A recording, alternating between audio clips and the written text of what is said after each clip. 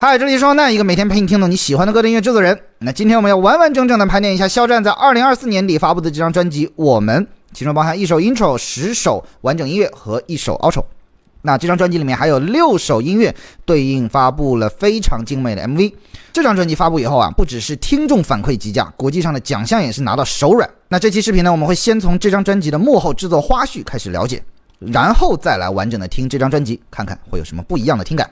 视频比较长，记得先收藏再点赞。那我们开始吧。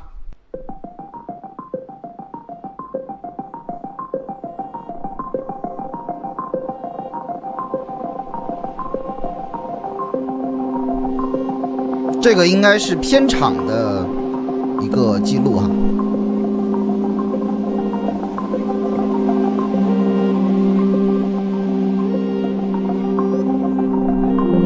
哇，这是每一个MV 都搭了这么一个，大概应该是这是28米乘28米的片场。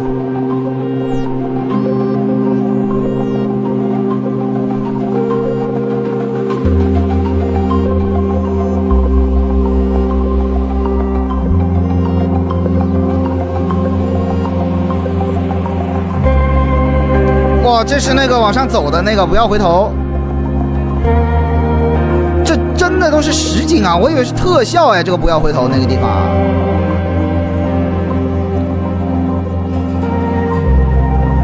这是那个我们的那个开头那个隧道是吧？全是实景啊，我真惊了。我以为是类似就是像《流浪地球》那种电影里面那种特效啊。这是直播还是回放？这是直播啊。这不是花大价钱了，这个是对艺术的追求啊！因为做特效是非常简单的，做特效是可以不用担心说 NG 啊或者怎么样，这个都不是钱的事儿。我觉得肖战不差这个钱，但是这个是追求。拍电影我感觉都到不了，就这个有点疯了，我感觉。这个视频咱们先完整看啊，完整看完一遍之后，咱们等会儿暂停着看一看每一个景。我天哪！那这10条 MV 就不在同一个时期拍的了，还是说同时就是找了一个这个电影基地，找了一个影视基地，把10个这个片场全部都陆续搭出来，然后一点哎，这个我没看过哎，这个钢琴上滑下来。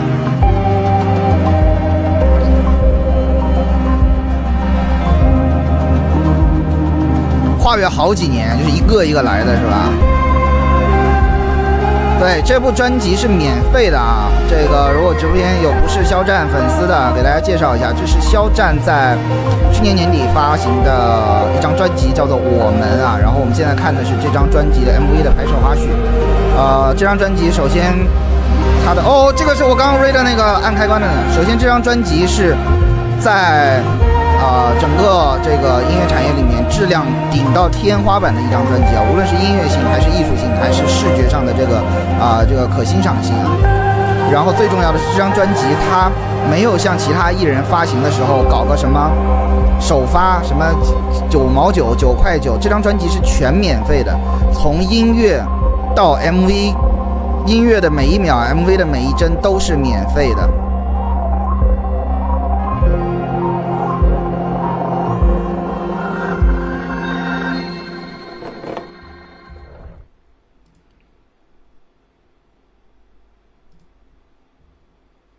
我们再来看看这条视频啊。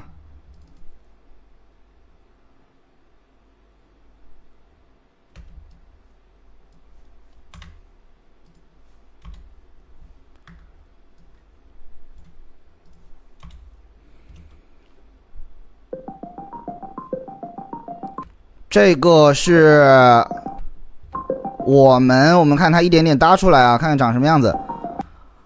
哦，这儿能看出来样子了。往前退一点，还认不出来。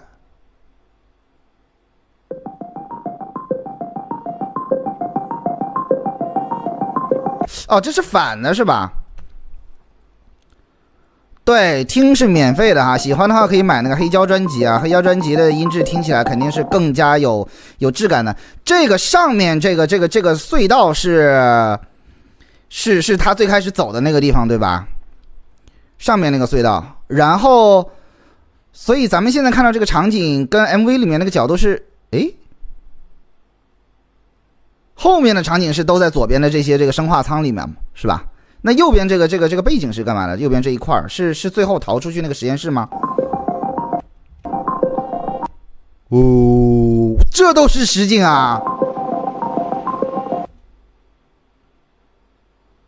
不是正常来讲，因为我也是电影导演，就是正常我们拍啊，前景离得近的，跟人啊，跟这个就是装置有交互的部分，我们就做实景，然后后面就直接就是蓝幕绿幕了。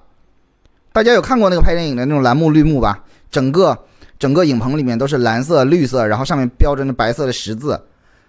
那远景那飞船还搞实景啊，玩命了！就这个东西，我觉得是最没必要搞实景的，因为这是个 CG 啊，就是我们叫 CG， 叫 Computer Graphic， 就是这个东西它没有必要搞实景，你这花钱啊，这个就是有点钱多了。哇，这全是实景。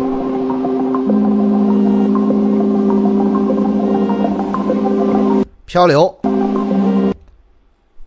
再回看一下漂流这一个篇章里面，我感觉就是大概可能会有1000到2000个小玩意儿哈，我们生活里的这些东西，车、杯子，这个插头，我在看 MV 的时候我都没有注意到，是我在发了这个插头呢？这个插头我看 MV 的时候我都没有注意到，是我发了那个视频之后，评论区大家打出来的，说那个插头就是纵使肖战往上爬，对吧？拨云见日，最后突破了这个云层，找到光明，但那个插头他坐在那个电缆上的时候，插头还是松的，就是危险依然存在，是这个意思吧？大家在评论区分享给我的这个插头是我从评论区里面学到的。你接着看。哦，这是那个沙发，看着像宜家的那个宜家里面的沙发展柜也是这样子，是吧？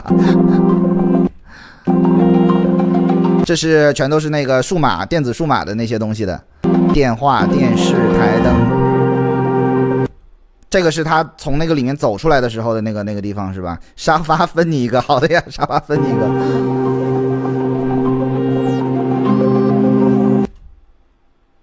这个不会是水吧？还是地面是那个镜面地板啊？我再看一眼。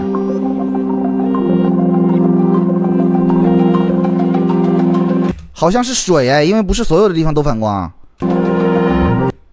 镜面地板，这要是水还得了？这是真是水还是什么？有知道的吗？是水是吧？给人影棚淹了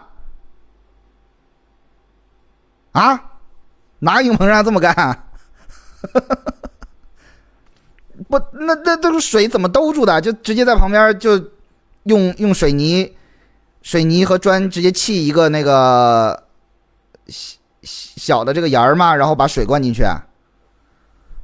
不，水成本最低确实是的，因为如果是用镜面地板的话，每一次这个拍摄完之后就要去擦，铺了布，小水池，咱把这小字去了吧。这个宽度跟大家讲，起码还有40到60米了，这可不是小水池，这里面哪怕只有10公分的水，估计也要40米乘40米，1600平方，10厘米0.1，那也要数学不好，不好意思，这是多少吨水？谁会算呢？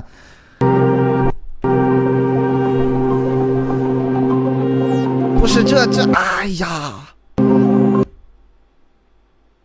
这是真的呀！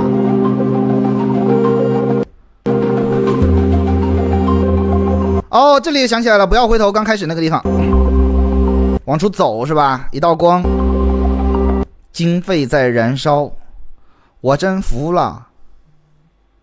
我们来看啊，这个不要回头，我印象非常非常深的一首 MV。咱们现在看的是肖战的我们这张专辑的 MV 拍摄的幕后啊，就是直接用钢丝吊的这么一条路。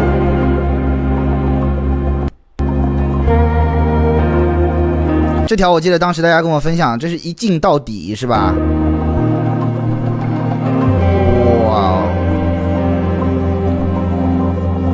这是我们开头的那个隧道，用到伸缩炮。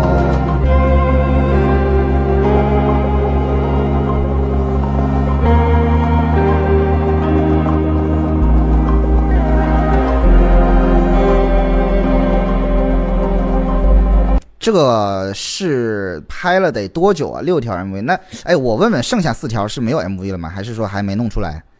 是还没生产出来，还是说就只拍这6首了？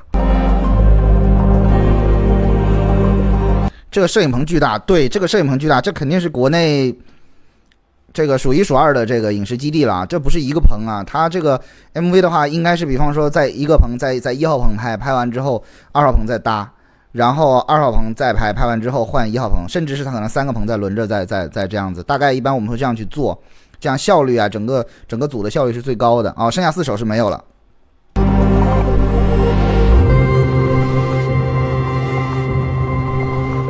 这太恐怖了，这哪叫置景啊？这不是建了个城吗？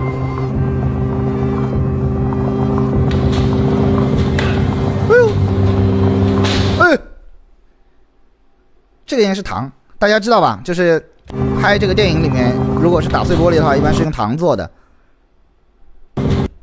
看看肖战打糖，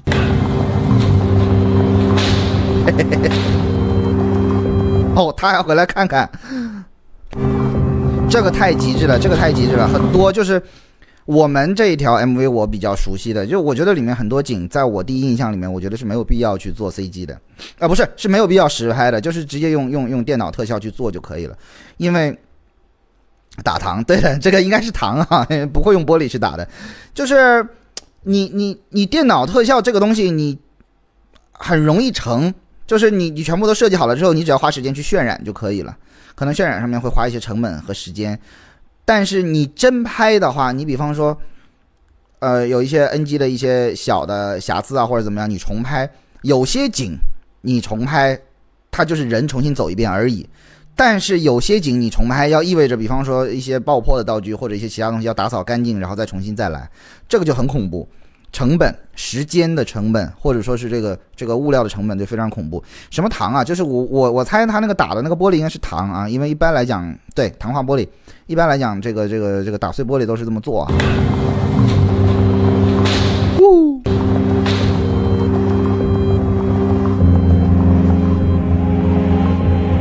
这身在影棚里面就很热了，很热了，不知道几个人拍的，反正影棚里面他穿这一身，那么多灯啊。哇，这个玻璃上的这些斑驳的细节啊，这都是美术老师做的。打那个糖手不疼的啊，相当于打薯片。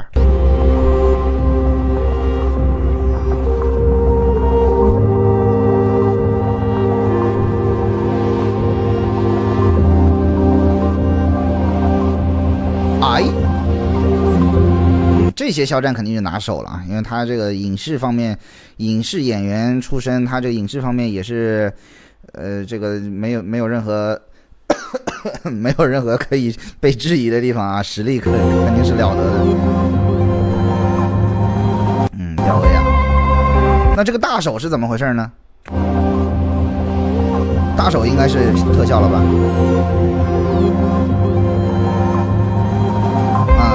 这个应该是特效了，那个手不会是真的吧？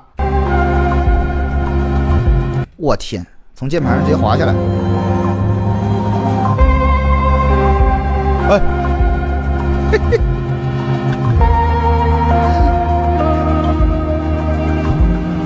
嘿，裤子都要磨烫手了。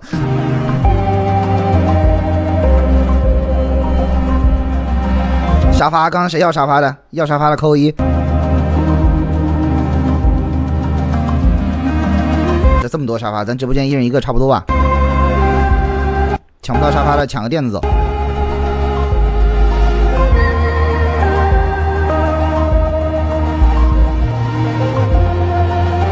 这个我就有点不理解，这是凳子怎么固定的呢？这有点危险的哈，再看一眼。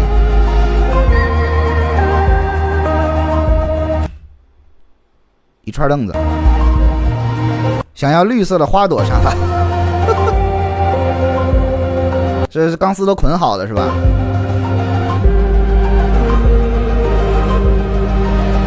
哎，这个是我在这首漂流里面最喜欢的一个瞬间。哎，我喜欢这个。再看一眼，所以我剪视频的时候，我把这个剪在开头了。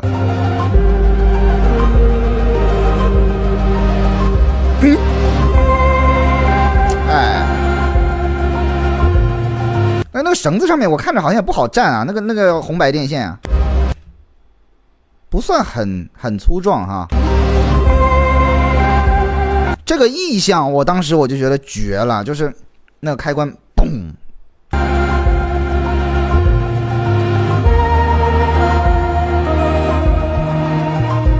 就是不要回头。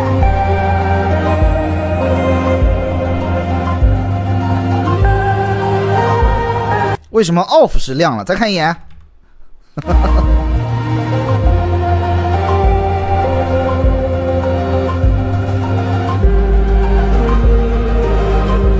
哎，对耶，这个有人知道是为什么吗？为什么按到 off 是亮了？这个我没看到，没关注到。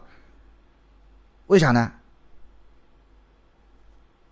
为什么按到 off 是亮了？寓意是什么？我真的超喜欢这个镜头，我觉得这种就是它是一个以点及面以小见大的一个艺术表达。哦，所以正片P掉了 off 和 on。好，我知道了。等会儿要看正片，等会儿看正片，是个小瑕疵是吧？对，这种瞬间点亮世界，你每一个人可能对于这一个镜头都有不同的理解，但是所有的理解都是殊途同归的，就是要依靠自己内心的力量去点亮你想要的那个世界。啊，这个应该是个 bug 啊，等会儿我们看看正片，这个还挺有意思的哈。刚才谁提的时候 off 是亮了，太逗了。继续看啊。对，我看到这个 MV 我全看完漂流这个 MV， 我印象最深的就是这个，因为每一个人在经历自己人生的低谷期，每一个人在经历这种困难挣扎期的最后，你一定都期待那一下。不管你是一个高考的学生，你去查高考成绩点下查询的那一次，对吧？还是说你是一个工作，或者说是提交了这个什么这个升职申请，或者提交了年度报告，你点开那个回复邮件的看到那个等级的那一下，就每个人其实在人生里你都有无数次去按下这个开关，你一定是期待的。所以这个漂流那首 MV， 我在看到这个动作的时候，我真的就是自己的经历，这些年也有这样的一些瞬间，然后我觉得每个人都有这样的瞬间。不要回头，就是那个隧道啊，达利园效应啊，开个玩笑，丁达尔。这个今天还早哈，能点外卖的给自己点个达利园吃。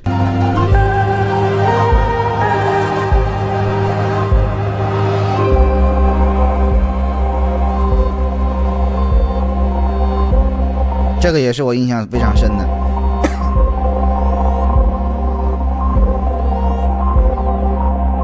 这一条就纯看肖战的内心世界的构建了，因为在我目前看到的这些 MV 的置景里面，这一条的置景是最脱离就是 MV 要表达的意象的。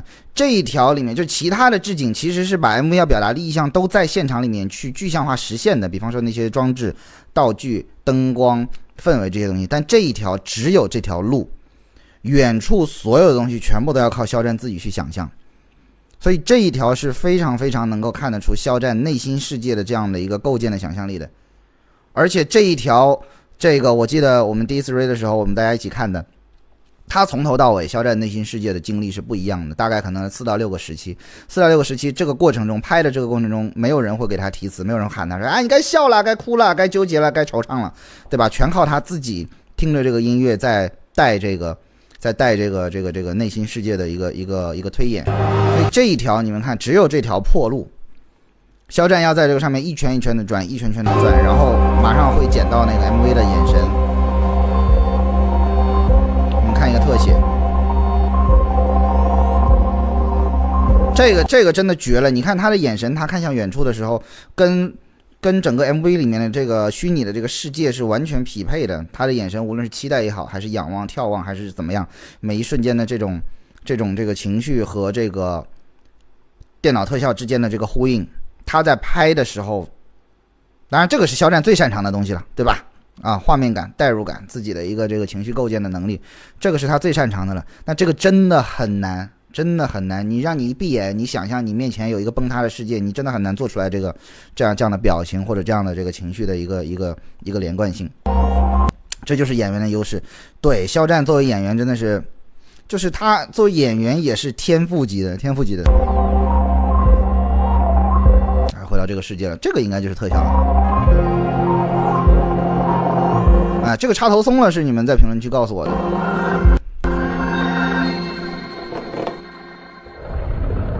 啥玩意儿跑下去了？哎，不是，给我解释一下这个动画呢？这是什么东西？这个好可爱啊！我再看一眼这个动画，怎么有带刺儿带毛的就爬下去了？是个啥？啊？龙年是吧？哦，再看一眼，上面还挺可爱。哎，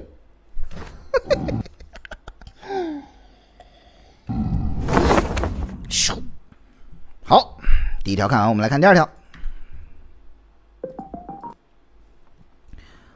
第二条，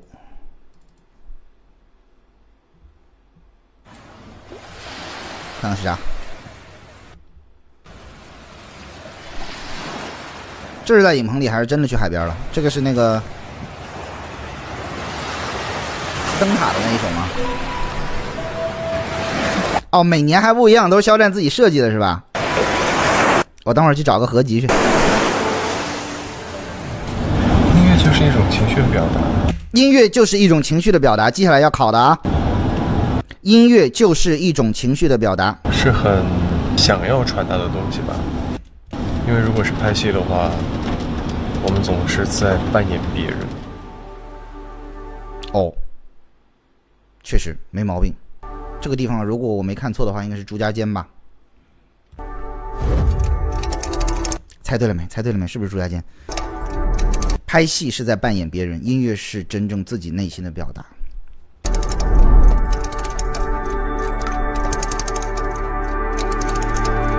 外国啊？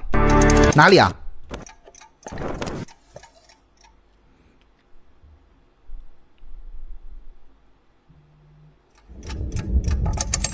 哎呦，他这还分第一集、第二集呢。2024年10月应该是专辑发行前的1个月，是不是？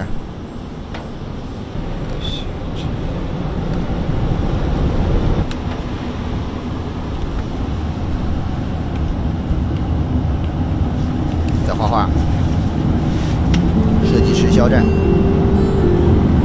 一个人安静地看着窗外，零星的灯火都会让我想到都一样。其实最开始，选择最开始其实都一样，是这张专辑里面我听到的第一首歌。2021年12月首次与制作老师见面，经历了近半年的试听 demo 以及多轮讨论，最终确定了专辑方向，并开始收录第一首歌。2021年12月到2024年，这张专辑做了3年，应该是2年半的时间啊。肖战会弹吉他，对，现在我是完全信了，因为这个各种蛛丝马迹啊，从他演出的各种蛛丝马迹都看出来他肯定会弹吉他，而且他很喜欢弹吉他。3年是制作了3年，写应该再往之前算还要多，对吧？因为大刚才说是21年的年底是跟这个制作人见面嘛，那见面的时候就已经是应该要有一批文档，不止10首歌的文档去交流了。心绪的话，遗忘的都该遗忘，我并不是假装，不过带点泪光。这是在录 demo。这回忆已经模糊，映照一幕幕迷雾，就更像说话的感觉，明白？就是其实主歌都像在说话，然后副歌是有点像唱，因为它那个音区你是肯定不得不唱。最副歌的那个，我调刚好在。若谁能安放，这里是你刚才是用混哇声，唱的真好。假声就是这样。若谁能安放心上心，我刚才在里面听还好，就是这个 key 还好。每一个远方都在身旁都。好像我们都属于在这个城市里面，我们是这个城市里面的寄居者。就是他是个 I 人嘛。好像在每个深夜的时候，都会在想，这个城市一定还有其他人跟我们一样。那他这3年花了好多时间做这个专辑啊，就是有一点可以跟你们分享的，就是他主业是一个演员，这3年他还要拍戏。如果他拍戏是每天就这么赶，这早起晚归的这么赶的话，他的状态是不能做专辑的。他得调整很好的一个精神状态，就是很像他刚才这样录音，他要调整很稳定的一个心理状态、内心状态，他才能够去录专辑。这么忙的话，做这张专辑是就是压力是很大的。在这个城市忙碌。对呀，你看他还去21年之后还上综艺唱了那么多歌呢。这个城市安定，在这个城市做着不一样，但感觉有一样的事情。我挺想知道他画的是啥？是啥？这个是？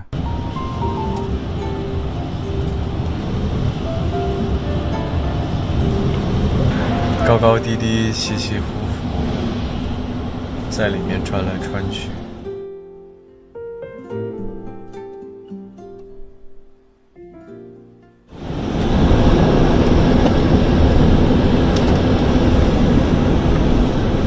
哦，都一样 MV 里面啊，等会儿我们看。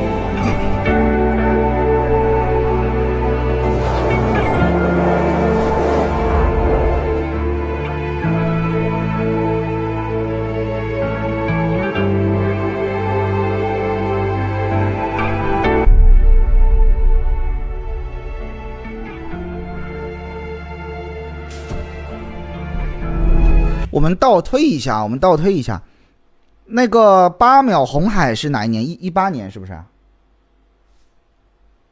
就是我们倒推一下他大概写这些歌的时间，这个我觉得今天对我来说是很重要的一个信息。就是怎么没有收到提醒啊？下次看到肖战的视频要那个啊，要点直播预告的那个预约哈。20年，他21年去找制作人，那他写这些歌的时间。再快也得是20年之前。我这么说你们能理解吗？就是如果一张专辑要发行10首歌，它得有不止10首歌。一个人2年不太能写得出10首歌来，尤其是像他这种质量的歌，对吧？大家没点关注啊！就是他写歌的时间，大家因为你们更了解他，大家可以从这个时间上面再来理解一下他写这些歌的时候的心理的状态。有些因为我们听到歌的时候已经是24年了，这个时候大家说哦，已经是这个千帆过是吧？已经是这个时期了。但是他写歌的时候其实还没有到那个时期呢，是吧？所以他写歌应该还要早。更有可能说他写歌的时候他还不知道那个时候有没有所谓的像付出啊，或者说在我喜欢这首歌情绪都可以传达，而且我觉得音乐他写了几首词，其他是收录的，跟绘画是一样的。那我们等会儿看看哪些是他自己这个参与或者亲自写的哈。也许我想表达的是这样的情感，但是听者听到的，结合他当下。下次直播时间直播预告我都会发在视频里啊，所以点关注啊，点关注。你们刷到我的这个视频里，如果有你们喜欢的音乐人，你们就会在那个视频里面看到下一次的直播时间啊。我的直播基本上都是专场。跳得更狂野，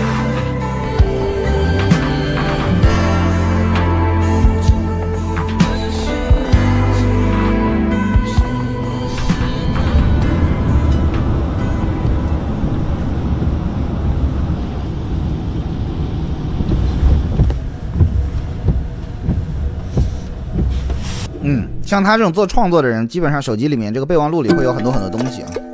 哦，第二阶段来了，交换什么？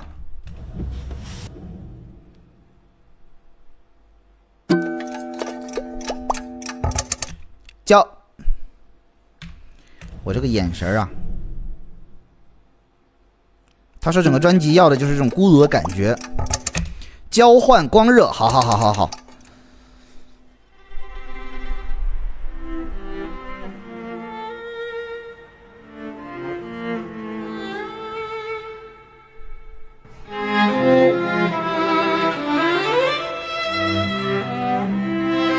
专辑的 MV 他都有参与，他的风格很明显。对，这个 MV 一定是他参与的，一定是他要深度参与，因为这个要符合他对于艺术表达的想象啊。刚刚这个录音棚应该是 TTL 录音棚，在北京也是非常著名的。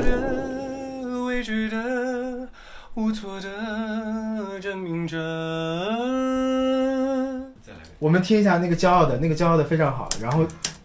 我关注到一个细节，肖战录音不喜欢开很明亮的灯，这个也是大多数 I 人、大多数情绪化非常严重的、情绪化非常重的音乐人的喜好。无错的证明着，昏暗的环境会更能够让他把自己的情绪和故事带入进去。听一下，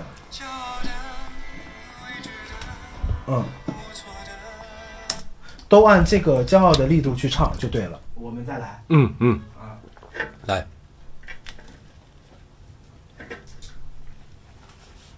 有点感冒好像。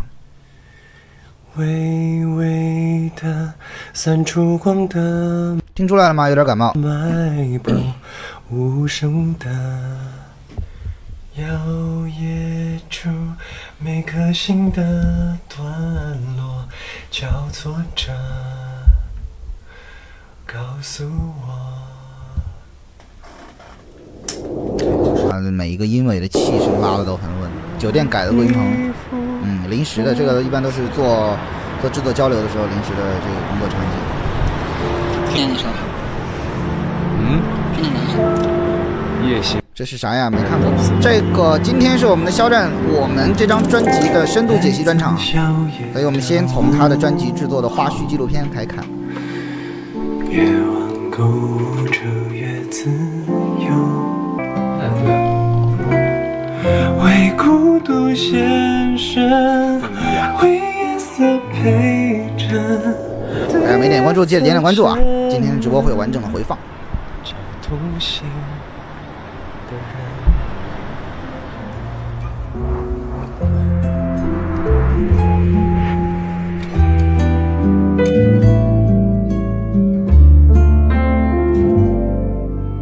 温暖且孤独，温暖且孤独。整张专辑其实从头听到尾都是这样的感觉，温暖且孤独。孤独来自现实中的境遇，然后温暖来自内心的力量的支撑。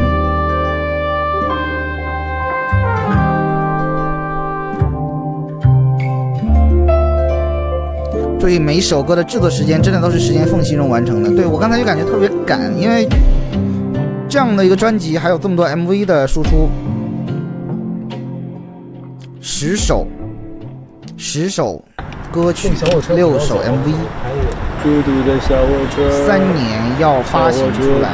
实际上，大家所理解的21到24年，在我们行业里来看，它其实只有2年不到的时间，因为报版权、申报版号，包括 MV 的送审，这些都要时间。你们在24年年底见到的这些成品，应该在24年年初就已经完成了。乐也小一点，现在快亮了。对，我刚是那一句来说。他一天有48小时，我也想有。才找到彼此的伴，别推送我的不安用。对，那个步子还是音是上去了，但是我总是还觉得底下有东西把它吊住它，就不让它不用那么夸张，就是我的。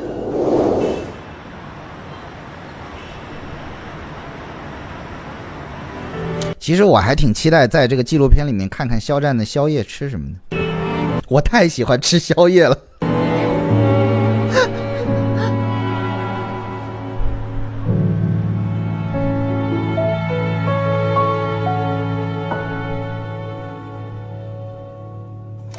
定牺牲了不少睡眠时间来完成专辑。对，你们看肖战的录音时间啊，按他这个性格这个风格，他不会白天录，白天没状态，他晚上比方说7、8点、8、9点钟进棚，然后交流再录，反正凌晨2、3点能录完就算是快的。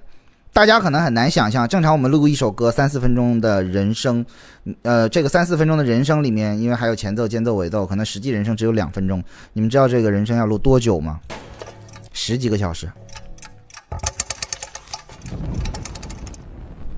很难想象吧？2分钟的东西要录10几个小时，这是正常我的工作经验啊。按肖战的严苛的这种要求，我觉得10几个小时一次，可能他第一次录完之后会有，比方说过了3天5天，过一阵子听觉得情绪不满意再重录，这绝对是会出现的情况啊，一定是会出现情况。所以你们很难想象这一首歌他要录多长时间。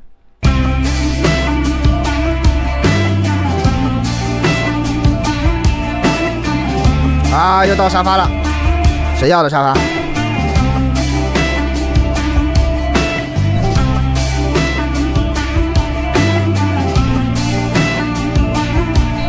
主播好专业啊，不是专业，是干这行的。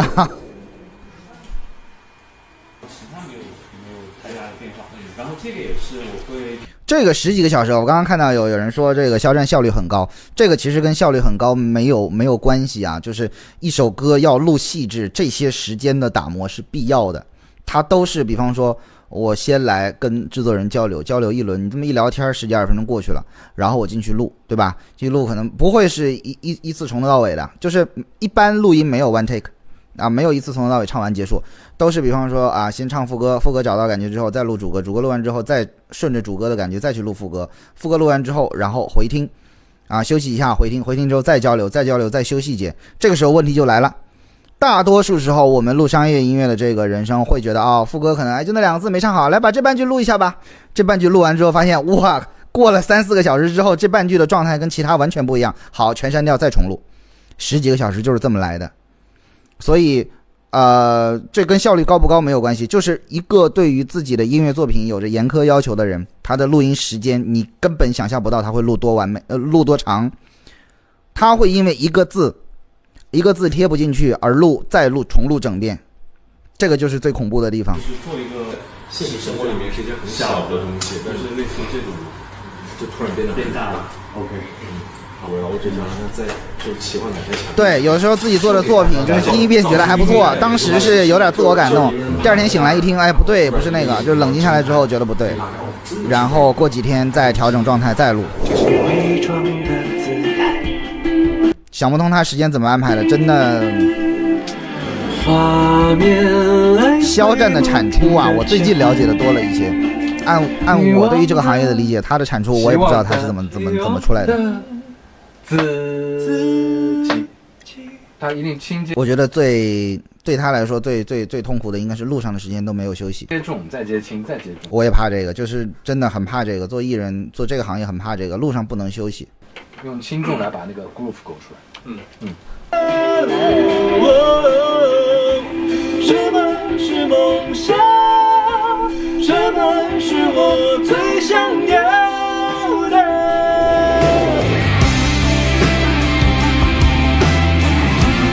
对，路上没得休息，因为路上都在准备下一段工作的这个前期的这个预制作的一些工作。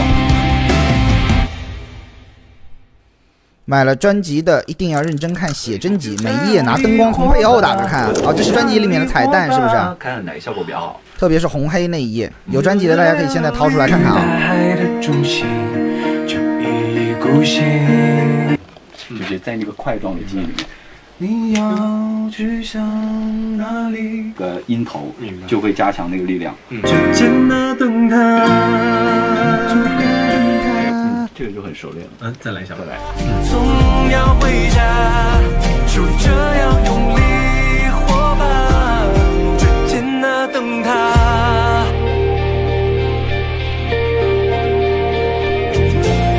灯塔这个歌，我觉得可能每个人听起来情绪的感悟不太一样。我听着倒是觉得是一个比较轻快的有点自洽的这么一个感觉的歌。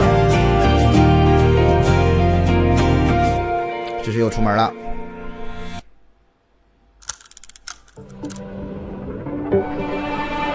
哦，开始录到弦乐了。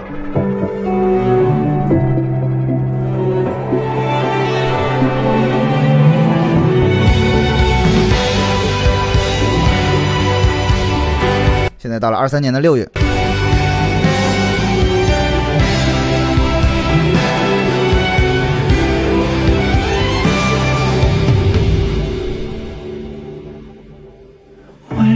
寄出的信，很未知的你，还有我手中的你。原来现实。这首歌换了一个棚，这个应该是实在是档期安排不开了，没法回北京了。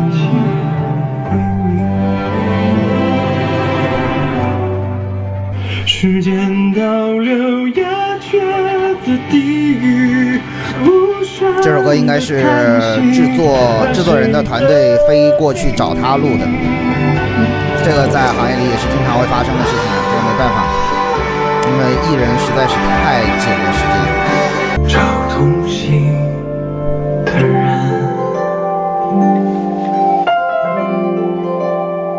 像他这样的行程，我有遇到过，就是我遇到过最紧的一次应该是20年前后吧，就是腾讯的这个超新星运动会的时候，扎堆儿了，这几十组艺人，然后他们都里面可能有1/3都是白天在录那个综艺，录完了之后，5、6点钟天黑一结束，马上就要进棚开始去录歌，没得休息的，录完歌又是后半夜了，可能再回去休息一下，早上5、6点钟又要起来去录综艺。肖战这个时候应该也是这样的节奏，每天的休息应该不会超过3个小时。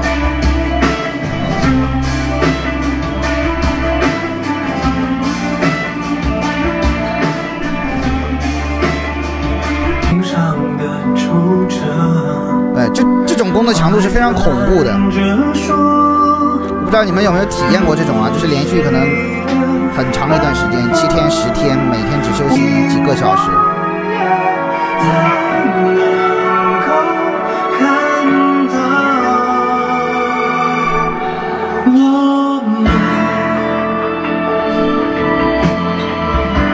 他一定是热爱的，他一定是热爱的。总要试着习惯，留下的人不得不去承担。我今天看这个纪录片还挺有感触的，就是我觉得你们没看过这个纪录片的，今天看完之后，等会儿咱们再听这张专辑，你们会有完全不一样的感悟，你们会理解一个热爱音乐的人对自己的音乐的那种期待。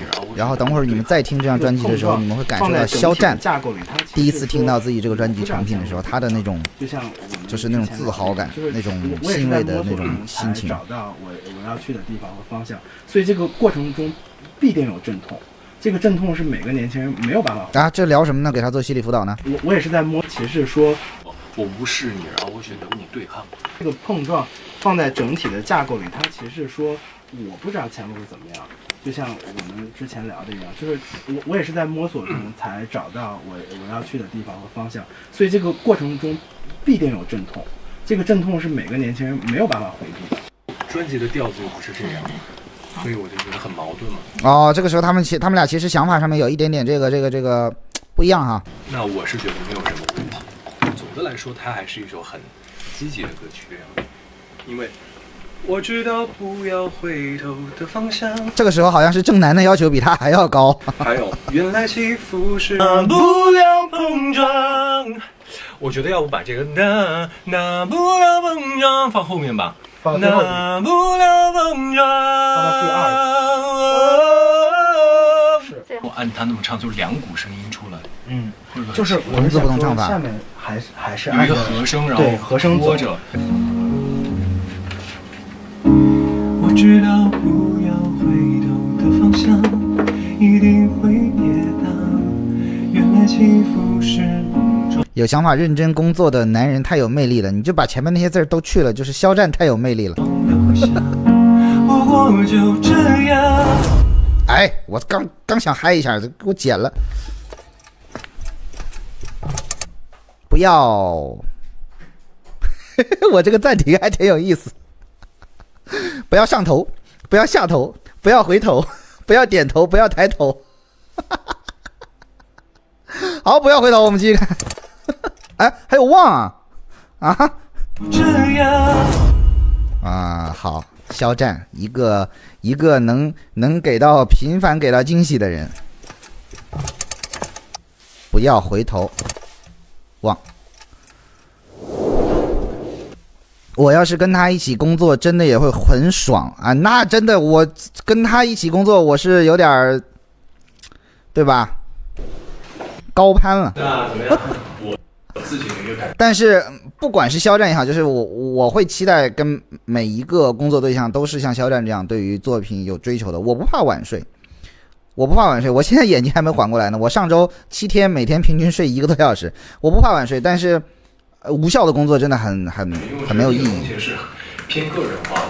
这只要是追求这个东西，节奏就会更多元一点，熬着去做。就是你像他们现在啊，比方说凌晨2点3点，他们在讨论在录，不困难，一点都不困难，只有回去躺下才会秒睡。现在我听着好像，他真的在这个状态创作的状态的时候，他是不会的，不困的。那些都做完了以后，听感可能会不同多一些。对，今天听下来觉得更适合，更对。但我觉得出来发型变了呢，包括整体的策划要更轻一点。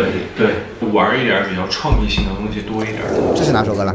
我更看重可能是排版，或者是可以不需要有这个词排版，听得我心里这发型闪来闪去的。科学性的这个是否要把这个交肖战为啥没有黑眼圈？他们这个管理啊，融进去，都是科学的，饮食也是健康的。那么明确啊，对，完事儿吗？美感跟规律性的，因为它现在有点过于凌乱。当然，对于我们来说，我们很喜欢，但是我们还是要考虑到一点点大众的审美的这个考虑。明白，我确认一下。这里是讨论黑胶是吧？好，那个度的话，我跟小美都记着，然后咱们做的过程中，咱们再把自己。哎，我插一嘴，大家知道黑胶和你们听的这个数字音频母带的区别是什么吗？大家知道吗？就是 QQ 音乐上你哪怕听到的那个什么 FLAC、PCM 这些数字音频母带和黑胶的区别，就是很多人会觉得黑胶就是把那个 QQ 音乐上面那个音频刻到那个黑胶上，不是啊。黑胶是把音频原始的那个母带，就是没有任何细节损失的刻到黑胶上面，这是第一。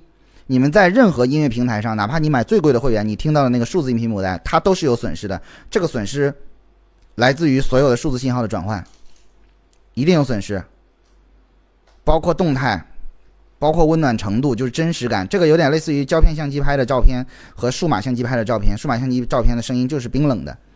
第二，黑胶我没买这张啊，我要买，等我最近有点忙。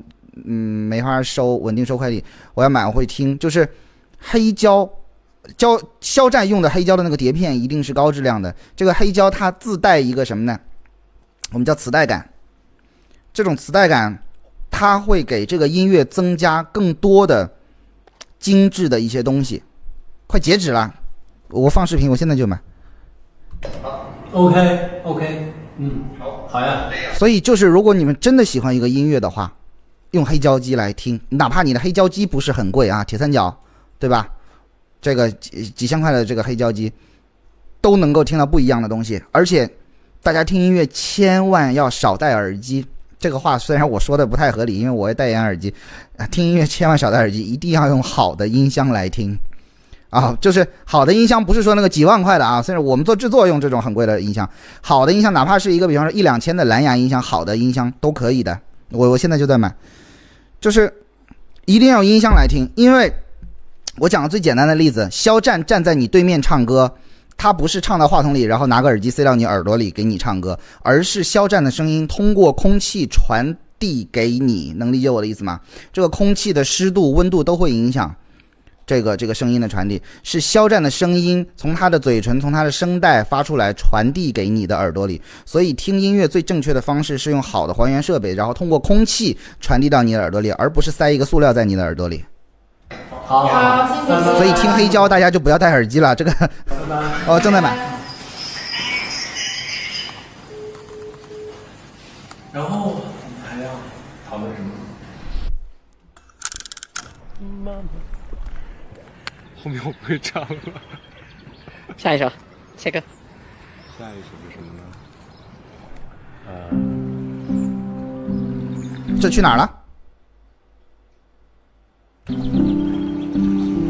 啊，对，在那个 QQ 音乐买的，上次大家跟我说了。下一首，小心地触摸世界的形状，口感很重的演唱。瑞士。小心地触摸世界的形状，慢慢张望，每次迈出一步都算重量。我知道不要回头的方向，一定会跌倒。不要回头。原来幸福是莽撞的回响，不过就这样。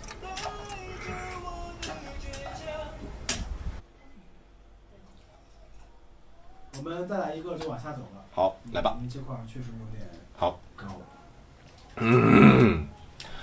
自由的飞呀，不要回头向着前方。是这样吗？前方会怎么样？不要回头望。好，搞定。不要回头望。这是那个转圈爬路的哈。专辑有8斤重，什么意思啊？里面送大米了？买专辑送大米，倒回去一点，好，回去一点看看是啥。我们再来一个就往下走了。好，来吧。这块确实有点好高。自由的飞呀，不要回头向着前方。哎，前方会怎么样？不要回头望。听到这句，我又想看肖战的说唱了。不要回头望。论斤卖多少钱一斤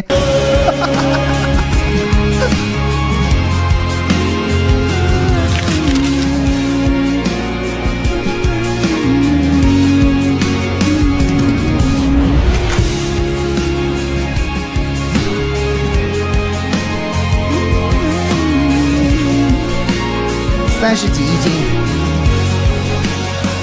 哦，开箱视频好。论斤卖比牛肉便宜啊！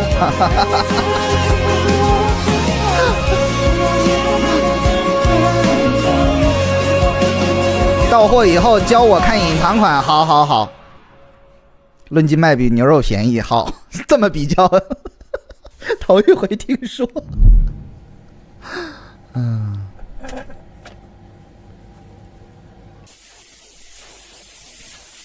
这是他第一次听是吧？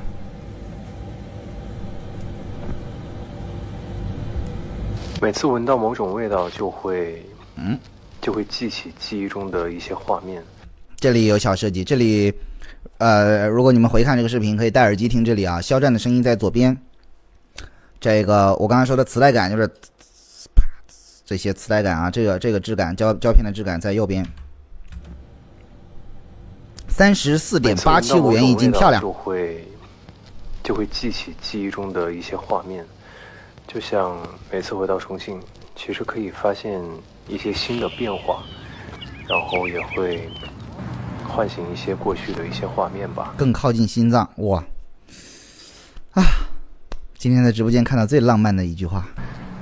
总觉得其实没有离开很久，但是一些新的建筑、新的地标一直在提醒我，其实已经过去了很久。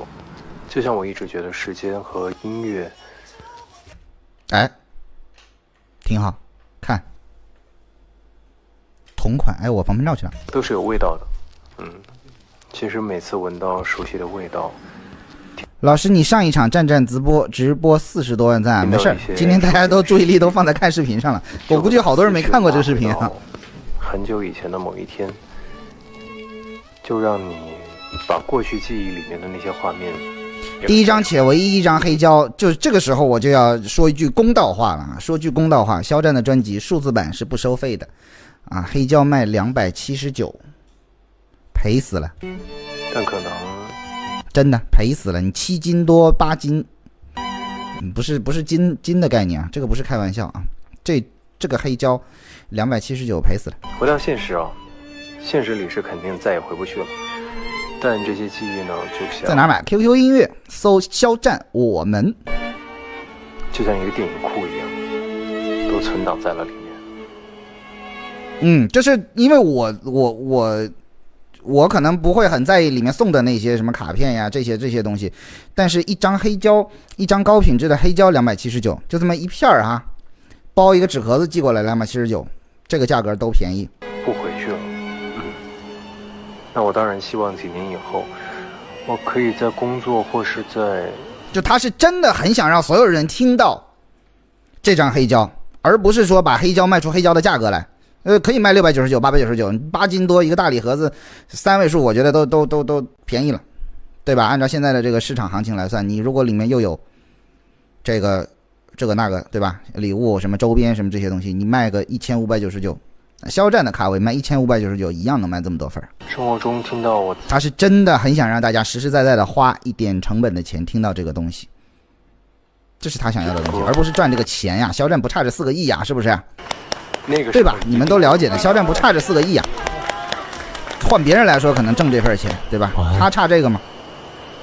他现在多这4个亿，少这4个亿，这个对他来说有什么区别？他还是睡不了觉。对对对，多卖4个亿，他能多睡会儿觉吗？对吧？好。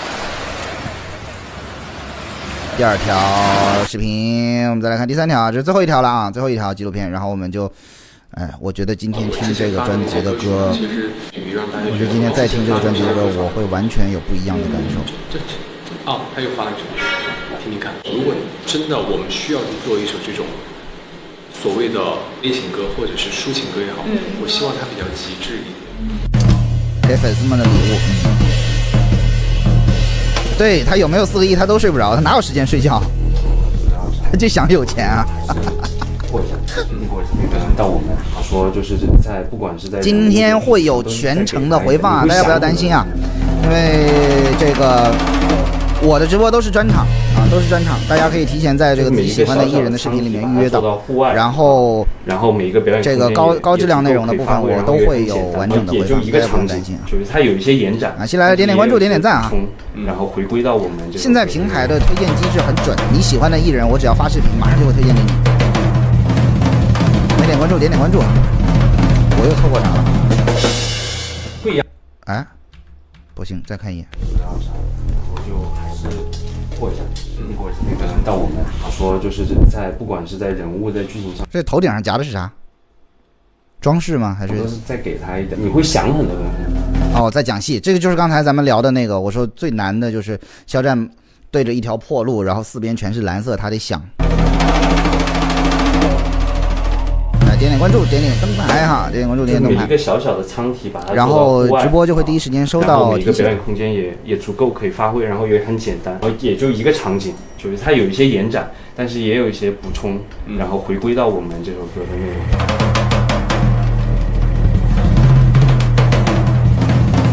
哎，那我想问问这些造景去哪里了？就拆掉了？他没做个什么艺术展啊什么的？这个东西，我觉得。当然我只是斗胆提这么个建议啊，如果肖战下一张专辑还这么拍 MV 的话，这些东西能不能就直接在比方说啊，如果说他在北京的这个像星光影视基地拍，那么结束了之后能不能跟798或者跟什么样的公园来合作一下，对吧？把这些东西放到那个地方去放1个月或者放2个月去做艺术展，因为它这个里面还有一些东西是有公益的这个或者说一些积极的正能量的这个传播价值的。做个艺术展，你还可以不收钱嘛？大家免费来看嘛。不一样的是，通常废土风它会遵循一个色调嘛，但是我希望就是这里面它是一个就是对这个世界的一个补充，因为这些造景，它这些美陈这些装置真的太精致了，从一个反向高调的感觉，就是你说把那个我们那个场景就放到某个这个艺术公园里面去，让大家去拍照嘛，整个是笼罩的，但你对吧？人家商场或者说这种艺术空间里需要引流嘛，成本又不需要肖战出，谁要这个东西谁买过去谁自己运营嘛，买一下授权嘛，对不对？对，赚钱做公益也可以呀。实在不行，下一张那个黑胶就199嘛。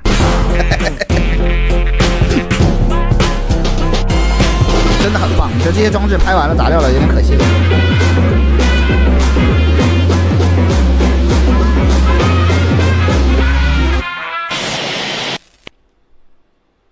我们那首歌，我赞同你刚刚的那个想法。我觉得，因为我们做的就是一个这种没交代这些东西的下落，那估计是拆掉的。不属于现在平。下回就是演唱会了，什么时候演唱会？我反而觉得里面的人就是这种很干手，甚至头发放下来其实都可以。我觉得外面的人反而是这种可以油一点，然后可能脏一点、乱一点，但头发是上去的。里面那个生态山里面，它就是一个很舒服的一个空间里面，但是没有自由。对。这个专辑主要是为了他的音乐梦想，所以烧钱也烧了。我现在有点理解这张专辑，我觉得这张专辑跟钱没关系，它是可能就是3点：第一是给他这几年的人生经历一个交代，自己给自己一个交代；第二呢，就是给自己实现自己作为音乐人的这个身份一个交代；第三就是给粉丝一个交代。我觉得这是他做这张专辑的目的，不然他可以赚这个钱的，对吧？跟钱没关系，真的跟钱没关系。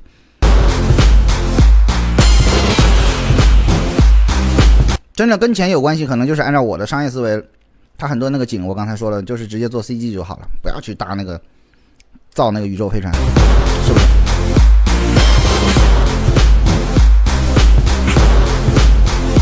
盲猜出道10周年演唱会，好的，出道10周年是什么时候？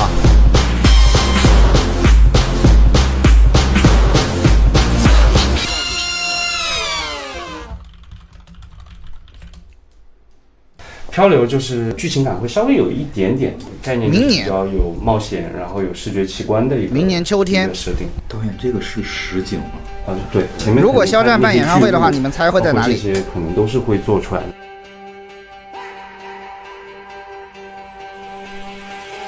不了解肖战，但是被种草了。我觉得肖战的内容，他的剧我没看过，他的音乐内容，我觉得开篇能不能是从不谈人啊？因为有的人会去聊人本身，说喜欢这个不喜欢这个。就纯谈音乐的话，一个喜欢音乐的人绝对会喜欢肖战的作品。这都是正儿八经的好东西。这是细康，重庆台，希望是鸟巢，应该是重庆，成都。但是我有个问题啊，看《藏海传》，其实我这首歌想表达，我都没时间睡觉，哪有时间看剧啊？一些元素在这个整个的这一个行程当中呢。我没看，我不看剧。我不是不看肖战的剧，我是一个剧都不看，真的没时间。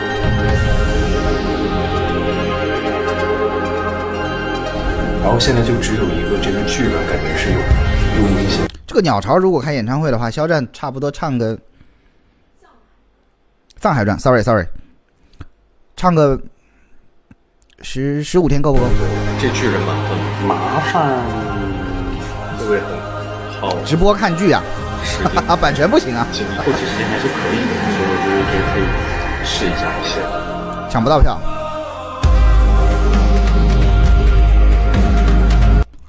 看抖爸爸有没有这个魄力，直接像刘德华一样，直接给他做线上演唱会啊！不要收钱，不要卖票。一旦卖票的话，一定会有一些不好的事情出现。然后就是有一个跌落到这个床上，还是床，对，然后跳，然后最后你在的这个床，就直接给他做一个线上演唱会直播，对吧？也不要收礼物，他肯定不收礼物，也不要卖票。我估计当天，所以就是有一个先全抖音所有的流量都在他那个直播间里，就里面变成另外一个大的这种对线下，我觉得他们会考虑风险呀，对吧？出来的时候就是在好像会冲到一个潜水，好，就到沙发了。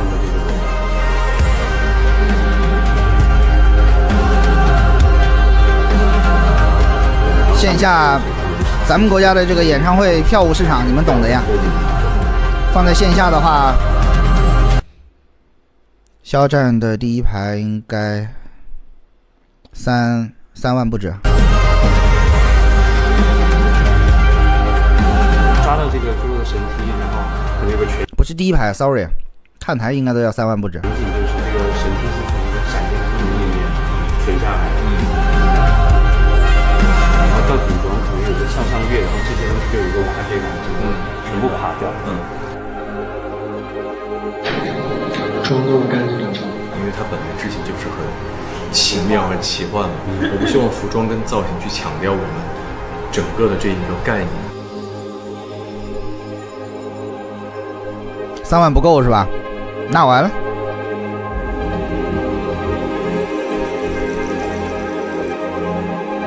关键这不是3万够不够的问题，这是场外他也得全是人啊。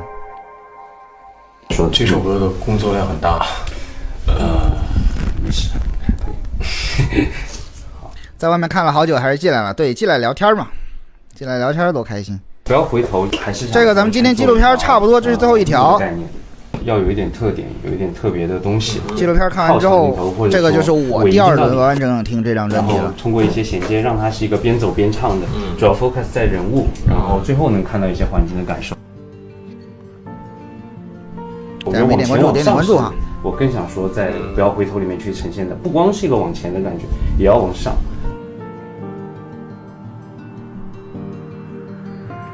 这个美术置景真的太漂亮了，对，就卡死那个地方，我现在都卡死了。走路那个，你觉得那个通道你会做多长呢？因为它还往上走，得变换场景了吧？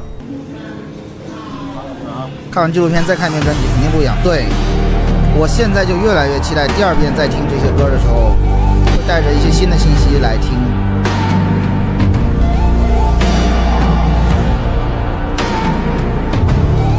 美术生的审美绝了，我觉得肖战已经是超过美术生这个概念，因为他之前是美术生，对吧？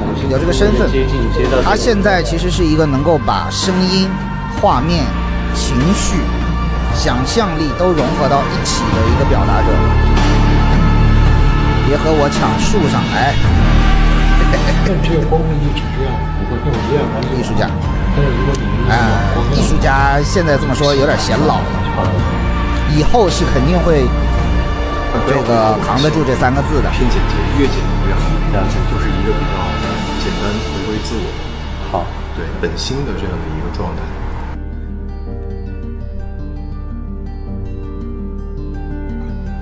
肖战开演唱会，我肯定想尽办法抢票。我可能就第一时间去研究外面哪个树了。但是在视觉上，你会感觉还是哪里抢得到？统一的。那还是要说这个专辑里面的一个气质，就是它还是有一种让你看了之后有一种孤独感跟那种感觉，就是这个还是我们的一个主要的一个内核，很难，这样很难，确实很难。但是我觉得，既然要做，我觉得那肯定。这整张专辑确实啊。包括上次我第一次听那个 intro 也是有这种孤独感，哪怕是闹市之中，也是非常孤独的一个人物设定。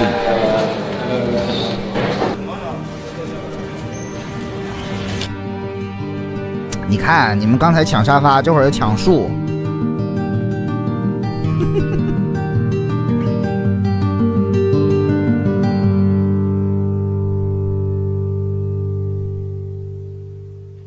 OK， 重点来了，我们来开始听 intro。感谢啊，感谢呵呵哦。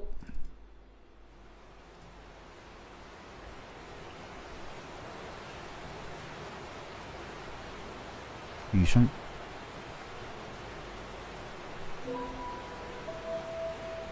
星星点点。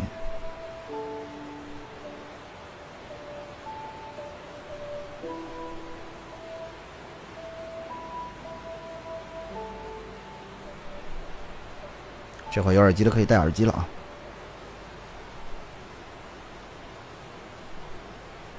像星光，也像水滴。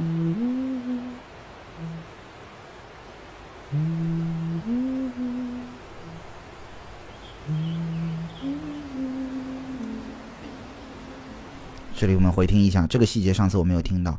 这里人声是从干声，干声就是没有混响的啊，干声。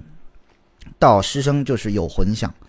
我的理解是，一个人在现实的世界里面，下着雨，然后他可能在屋檐下或者在室内，一个人对着自己哼，先是一个很具象化的一个场景，然后闭上眼睛哼到了想象的里面，所以变成了有混响的诗声。我们再听一下这一段。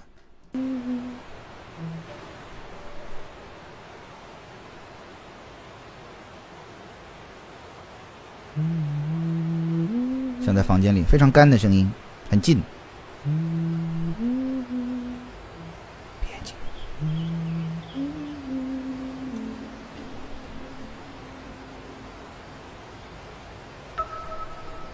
混响都变大了，进入到了想象有点迷幻的这种空间里，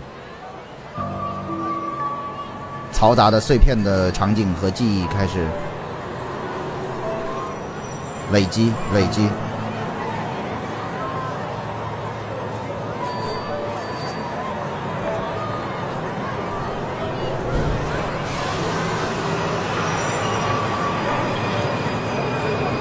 就我听这个感觉，你们有没有看过？就是那个《三体》的那个电影里面，就是那个斯嘉丽站在那个世界的中心，所有的一切都川流不息，非常的嘈杂，但是他的身边就像有结界一样，所有的一切都不能靠近他，也不能影响到他。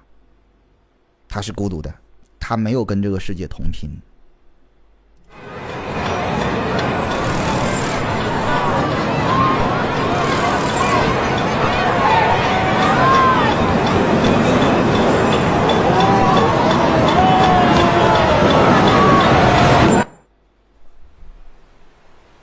就是这种感觉，所以这个 intro 的1分40秒交代了大概这么超体 sorry 说错了，交代了这么几个段落。首先是现实，这个 reality 的这个概念，从现实出发，真实世界里面的这个一个场景，先交代画面出来，这应该是肖战最喜欢的，对吧？故事画面，然后交代了人物。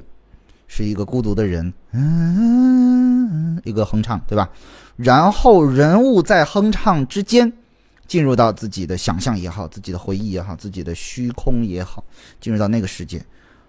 进入到那个世界之后，世界变得越发嘈杂，所有的碎片，所有的零散，所有的熙熙攘攘，全部都环绕在他的耳边，环绕在身边，但是毫无交集。一个孤独的，在乱世中孤独的人，然后乱到不断的积累，乱到极致之后，一个戛然而止。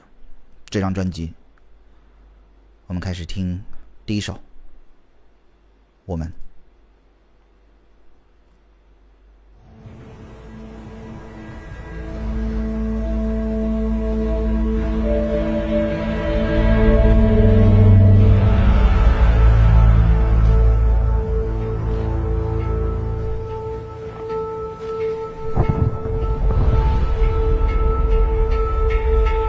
就是刚刚进入到这个世界，他不知道发生了什么，不知道到了哪里，不知道他面对的是什么。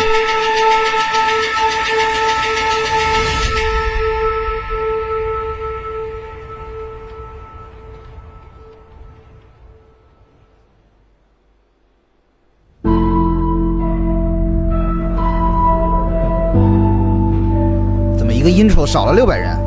啊！你们也都去想象世界里了？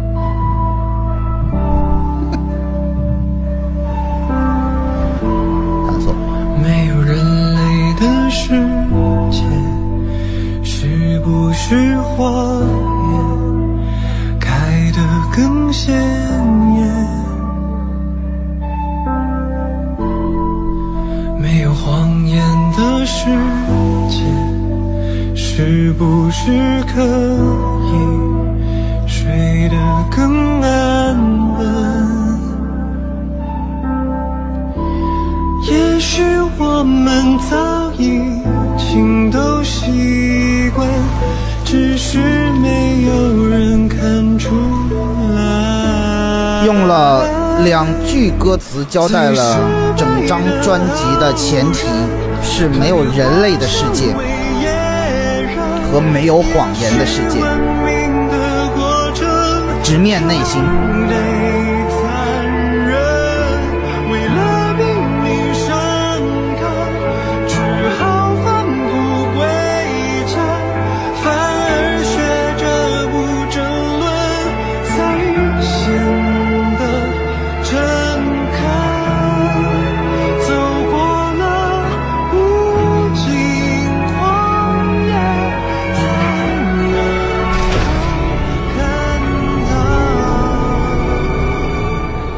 这就是刚才我说后面那个宇宙飞船，它没有必要去做实景。Hope 在收集种子，进入到第二个段落。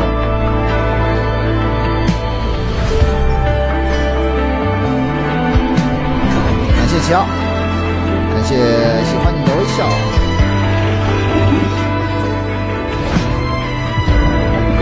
这个画面是我第一次看没有注意到的。这个其实画面左右已经有非常对立冲突的色彩的设计了。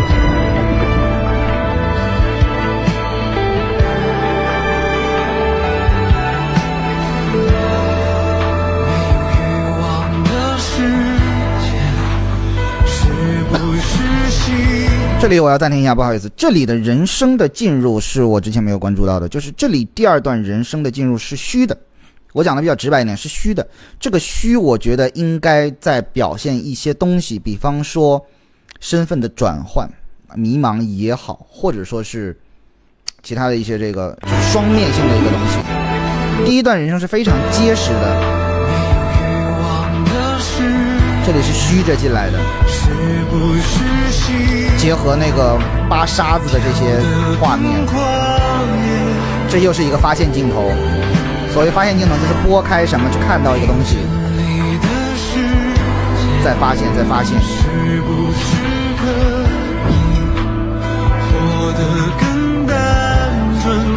今天会有完整的回放啊，会有完整的回放。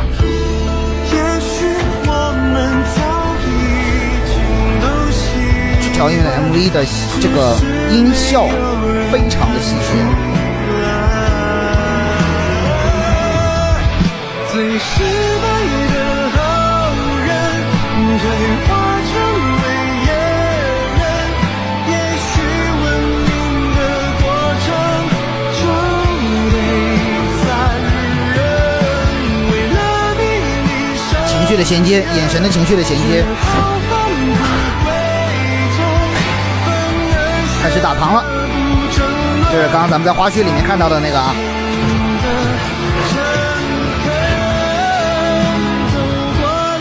这里的编曲反复的推，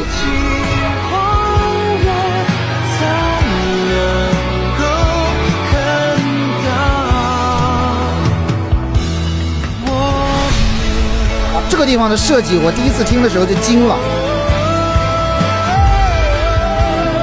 第二次我们注意一下，这里有两个重音的设计，不管是从音乐也好，还是从影视剪辑的角度也好，这个第二下会比第一下让人更加的绝望痛心，因为第二下不在正拍上。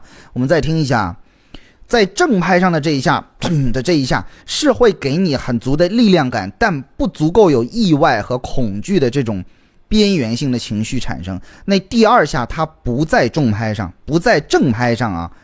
我们再听一下这两拍，所以那第二下会给你带来更多的意外和惊悚的这种感觉。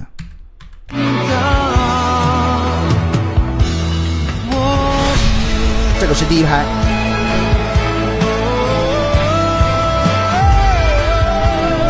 第二拍不在正拍上，第二拍才是真正突破意料的东西。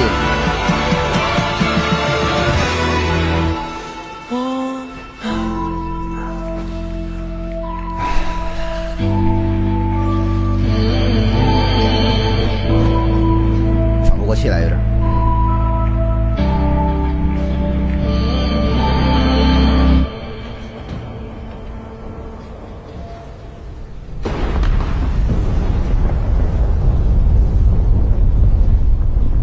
我不知道这个 MV 它这个两个角色拍了几次啊，就是完全不一样的心理建设，这个太，就是这个演技已经到了我理解不了的高度了。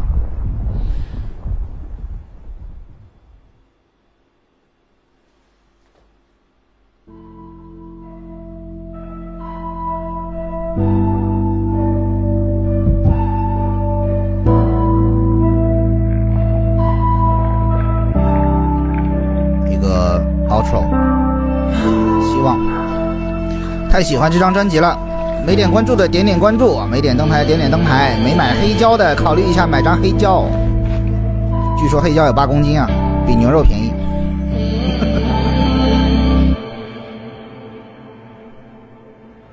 来了。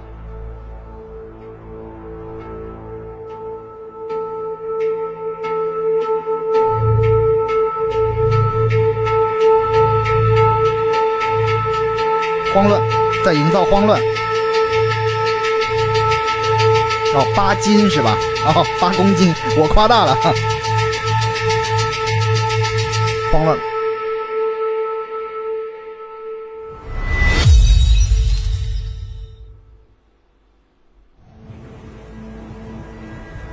聊聊这一次听这首 MV 啊，这一次听这首歌，看这个 MV 的感觉。第2次的话，我觉得我可能更宏观的感知到这一首歌啊，因为这个是第1首，这首歌对于整张专辑的一个调性的奠定啊，印象深的有没有人类的世界，没有谎言的世界。那么可以理解为没有人类的世界就是想象，对吧？虚幻和想象。那么没有谎言的世界就是代表了直面内心的真实表达。所以这整张专辑现在我也都听完一遍了，确实是啊，这首歌的开局去了，这首歌刚开始的2句没有人类和没有谎言是歌词，也是对整张专辑的故事、环境、背景和人物设定的一个表达，这个是第一个点。然后第2点的话，就是这整张专辑里面看下来，好像就这一首是音效做的非常非常细的。那我想正常大家第一次按顺序听专辑的话，一定是第1首会给你带来最真实也最完整的一个情绪的建设。这种情绪建设就是沉浸感，然后想快速的通过这样的影视级的音效和画面的设计来辅助音乐，帮你进入到自己的内心世界去，就像那个 intro 做的我们就是再往前再走一步，让你透过这个现实世界里面的这个哼唱，进入到一个有回响的自我迷失也好，对吧？自我想象也好，一个 intro， 一个我们把你推到这张专辑想给到你的世界环境里面去。好，我们继续来听第2首。第2首叫做都一样。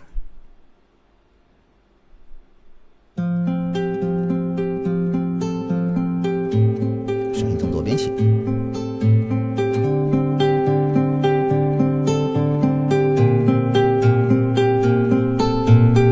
唱片机怎么选啊？这个我不推荐啊，因为咱不是带货直播间，我不能聊产品啊。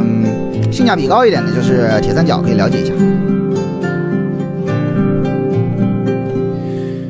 在一个陌生城市里流浪，放下遮挡，最随意的模样，不怕和你遇上。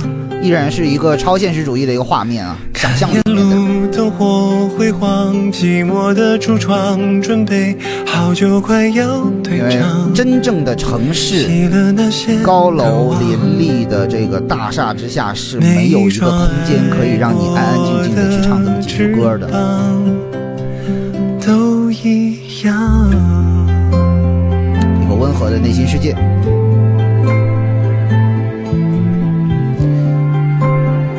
城市里面的海，对吧？本身就是现实和想象之间的冲突。撒一个心虚的谎，遗忘的都该遗忘，我并不是假装，不过带点泪光。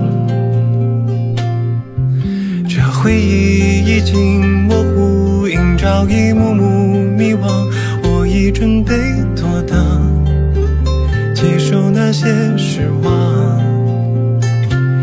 每一个停留过的好，我们稍微暂停一下。这首歌从头听到现在，我已经看到有这个直播间有人在发说左右耳听的不一样。我们聊聊这个不一样里面的内容。这个左右耳听的不一样，两点。第一点，它的旋律设计上其实是一样的。右耳其实是左耳的一个重影，主要是这个古典吉他啊，左边噔噔噔噔噔噔，右边是噔噔噔。那不一样的点在于哪里呢？它的旋律之间有这么一个错拍，有点类似于 delay 延迟的概念。第二呢，左耳偏明亮啊，如果你耳机没带反的话啊，左耳偏明亮，右耳偏温和，或者说是偏朦胧一些。其实还是在现实和想象之间，让你在逐渐的在迷失，但是肖战的声音在中间。失望，每一个停留过的心愿都一样。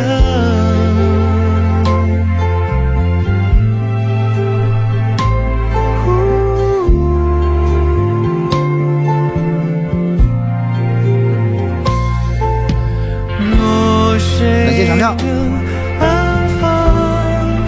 我匿名的悲伤不像我的眼泪被谁欣赏，心都一样。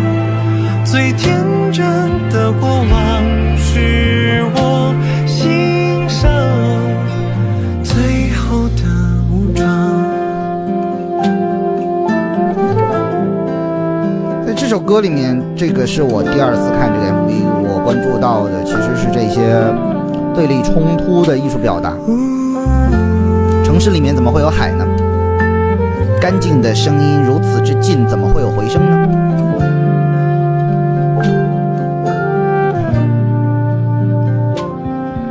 曾抬头看的星光，每一颗微微发烫，孤单也许平常，等待时光流放，陪心事摇摇晃晃，思念是偶尔张望，街道人来人往，明天有谁来访？每一个远方都在身旁，都一样。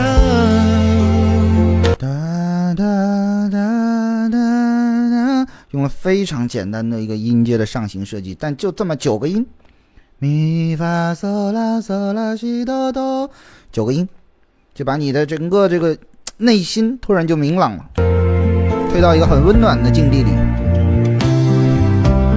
不用谁安放，我匿名的悲伤不像我的。整个副歌温暖。谁欣赏心都一样，最天真的过往是我心上最后的武装。所以现在听到现在，我想问的一个问题就是，这首歌里面他所唱到的每一个路过的行人，到底是他，还是每一个惊慌失措、内心焦虑的那个片刻的自己呢？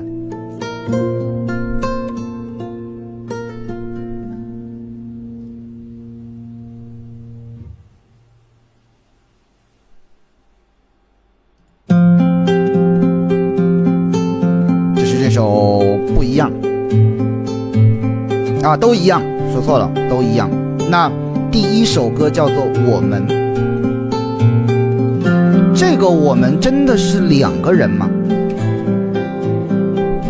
我们再来回顾在纪录片里面肖战所聊到了孤独的这个概念，孤独他对于这张专辑的孤独的表达。孤独我们讲大白话就是一个人没人陪我，一个人处在这儿，这叫孤独。肖战是怎么表达孤独的呢？文学家肖战怎么表达孤独呢？对吧？深夜你的妈妈打电话给你说自己一个人在外面怎么样啊？你说没事儿，有人陪我。谁陪你呢？你的文件传输助手吗？对吧？第一首歌我们真的是2个人吗？是一群人吗？第二首歌都一样，每一个路过的行人，没有每一个路过的行人呀，你脚下所踩的就是想象。不过带点泪光，这回忆已经模糊，映照一幕幕迷惘。我已准备他踩的这个水，文件传输助手也太伤了。那每一个停留，我每天聊天最多的就是文件传输助手小绿一个城市的夜晚怎么会有一束光照在你身上呢？所以这条片子的背景是现实主义，但是当你的视野拉近到肖战身上他的脚下他背后的光的时候，就已经超越了现实主义的概念了。一首非常极简的歌，然后这首歌里面一直在用的这种对立冲突，这种双刃剑的这种方式在做着艺术表达。听完之后你都不会再去分得清哪里是现实，哪里是虚幻的想象。耳机里也是，你已经分不清左右在哪里了，对不对？只有肖战声音在中间，那个2个吉他你听来听去，以我的耳力我已经分不清谁在左谁在右，只是在循环。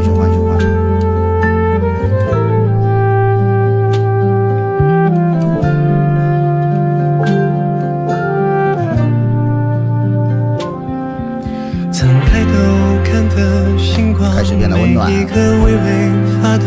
孤单也许平常，等待时光流放。在哪回放？会有回放的啊！没点关注点关注啊！这个今天的直播会完整回放发在账号上哈。错过的下次要反思一下了啊！这个点关注之后，下次你们刷到肖战的视频，我就会在那个视频上面挂直播预告啊，点个预约就可以了。这样开始直播的时候就会提醒到大家啊。这首都一样啊，都一样。所以这首听完提了几个问题。那么这一首歌我觉得是在跟我们完全不一样的这个，从编曲上面啊，从这个音乐的类型上面跟我们是完全不一样的风格啊，但是主题依然是在。我们继续听下一首。第3首叫做还原啊，那么这首没有 MV 了，我们来听歌。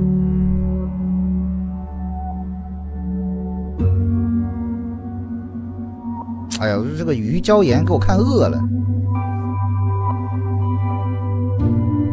空灵轮回的感觉啊。呼吸着的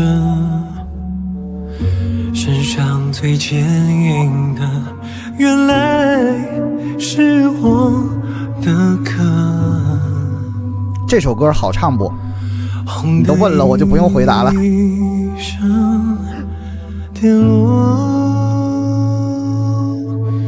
我抚摸着的最害怕受伤。从音乐性上来讲，第3首进入到了古典，不是那个打击乐的鼓，是古典 classic 古典乐。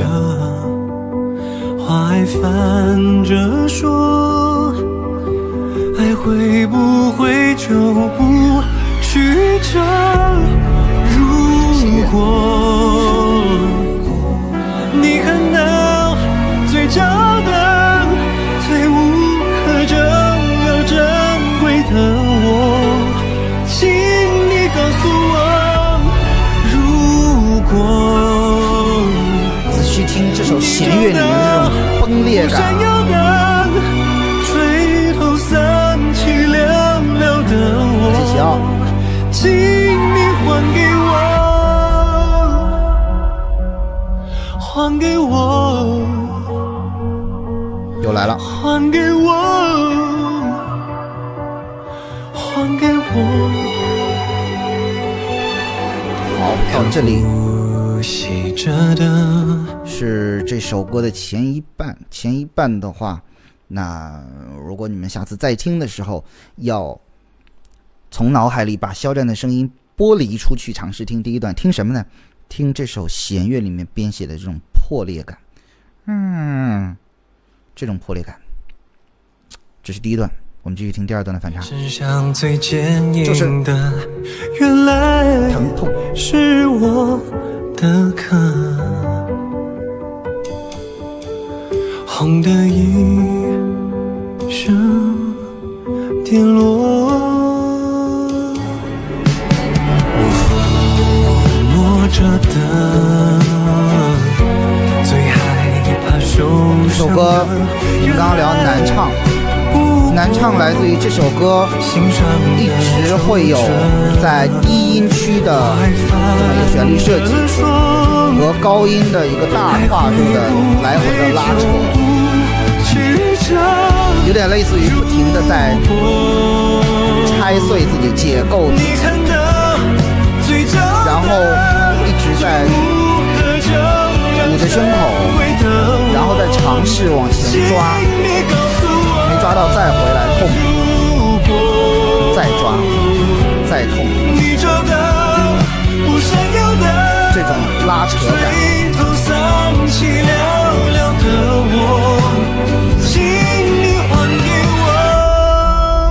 这首没有 MV， 如果有的话，我想象它的这种情绪大概是就是防御、疼痛，然后去 reach， 就是去想要去触打，想要去抓住，然后再回来，再向前，就这种感觉，这种还原。很破裂的，很破裂的，还是一个人的内心世界向前挣脱枷锁的这种疼痛感。原来是我的壳，这是首还原啊。那么这一首的话呢，是一首比较独特的摇滚啊，后面进入到了摇滚的感觉，但前面的话其实是非常古典。到第三首歌的话，其实肖战在纯粹的音乐这个维度上，这张专辑也是做到了非常多样化的一个这个布局啊。第三首进入到了古典 classical 和摇滚的结合，非常沉痛，非常沉痛。这个不好唱是肯定不好唱。你看到最骄的、最无可救药珍贵的我，请你告诉我。听到这个弦乐的这个拉法了，所以第一段大家要克制一下，不要听肖战的声音，从弦乐的那个角度去理解一下他的表达。垂头丧气寥寥的我，请你还给我，还给我，还给我。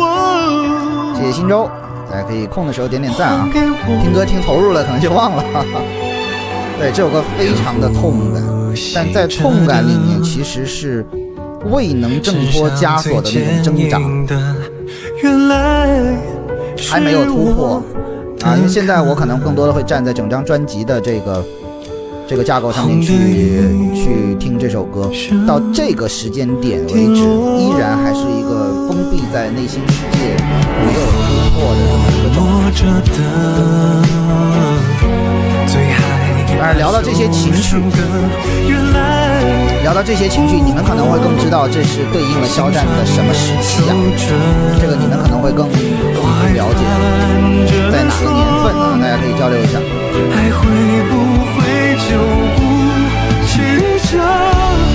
专辑虽然是21到24年制作的，但这整张专辑一定是覆盖了他过去5到10年的历程。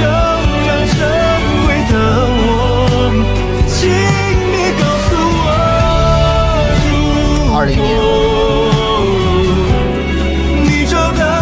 其实你们在这一首歌里面也可以听到一些已经低于这个情绪平均线的一些表达，偏破碎的，有点绝望，有点负面，有点能理解，就是已经快要濒临崩溃边缘，已经快要退步的那种情绪的表达了。还给我，最后的还给我，其实是有这么一点点那种 begging， 就是祈求，很卑微，非常的自闭，非常的这个负面的这样的一个状态了。这是这首还原到第3首，对吧？哎，是不是第3首？对啊，编号是04，但实际是第3首啊。第3首还原啊，到了这么一个这个进度。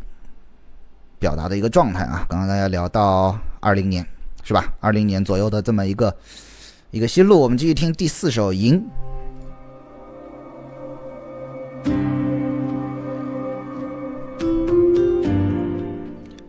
再给大家听一下还原的前3秒，你们跟《赢》对比一下，听一下还原。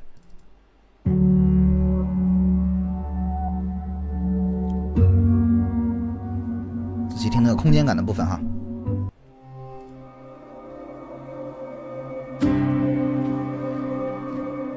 好，听一下，我来说说我的理解。这2首歌的开头可以说空间营造是一样的啊，空间的营造是一样的，依然在那个迷失的混沌里面。但是还原这首歌的开头是沉重的，是嘣嘣沉重的脚步，非常的痛感。赢开头有2个点，我听到了一点点亮光。第一个是他用到了一个叮那一个音色，等会儿你们再听一下，看能不能听到啊？没戴耳机的记得戴耳机。第2个点，在赢的开头开始出现了坚定和明亮的感觉，就是木吉他噌那一下。所以相同的这个虚拟世界的营造，但是不同的开头，就前奏的前3秒。2首歌的变化，第3首和第4首之间的变化就来了，我们来从头听，还是迷失混沌的感觉，哎，是吧？哎，嘣嘣嘣，明亮，开始有一丝亮光，这是他想表达的东西。微微的散出光的脉搏，无声的不痛了吧？起伏着。这句话是什么感觉啊？如果你们是女孩子的话，你们会更理解。还原是什么？是哭之前，憋死了，哭之前，这个已经是哭完了啊，眼泪在枕头上都已经干了。这个时候一开灯，喝口水，掏出手机来，这会儿是什么状态？已经开始情绪上升了，对吧？摇曳着每颗心的段落，轻松交错着。还原是眼睛痛苦的不敢抬头看，这会儿是已经揉揉眼睛开始发现了，就像飞蛾爱着灯火，我也会成为我。轻快了吧？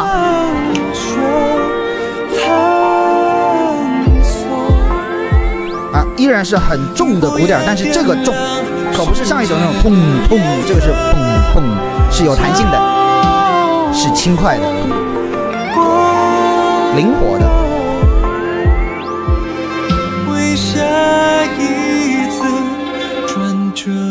这里的每一个乐器啊，刚刚不管是那个合成器的还是这个弦乐的全部都好像是什么，就是昏暗的黑夜，你往前一看，开始有个萤火虫一绕啊，又有个车一个光亮，又有一个流星一个光亮，然后天上一个月亮的光又洒下来，就是开始出现星星点点的这种亮光了，开始有希望的这种感觉了。再听一下刚刚这一段，这里要我说啊，没什么正儿八经演奏的乐器，但是你看每一个就是会在你的这种浑浊的这种混沌里面开始给你一些清晰度。那吉他也不正经弹，又来一个，是不是这种感觉？开始有亮光了，你看又跳跃起来了。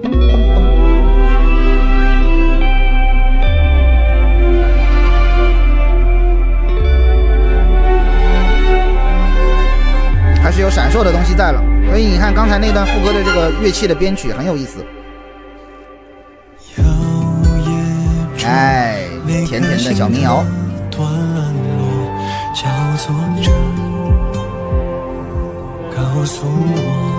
但是一个偏自由派的吉他进来，逐渐明亮，逐渐明亮。就像飞蛾挨着灯火，我也会信息来了。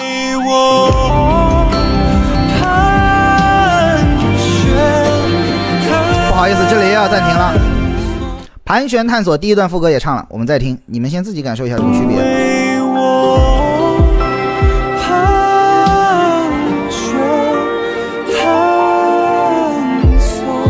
再听第二段的副歌。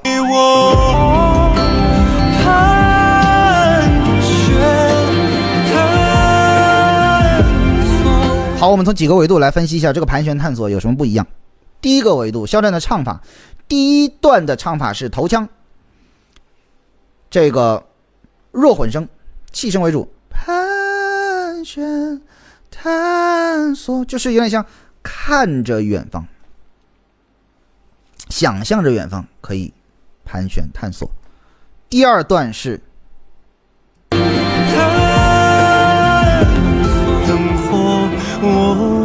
听那个盘子啊，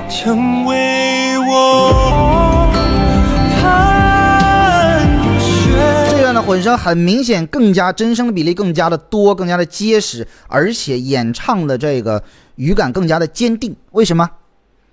这里肖战已经是自己在盘旋探索了，状态不一样了，现在是他自己在，他现在在天上呢。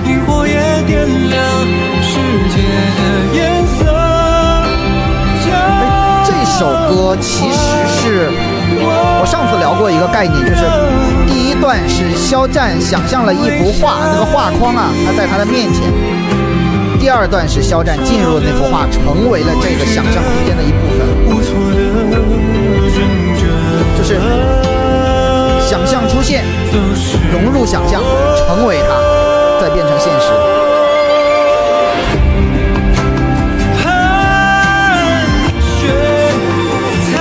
啊，又坚定了，这是第三层。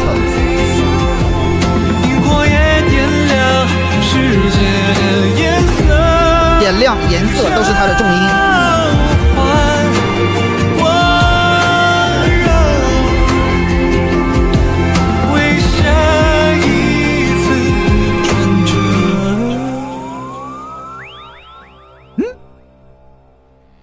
最后这个细节是活跃的，是欢快的。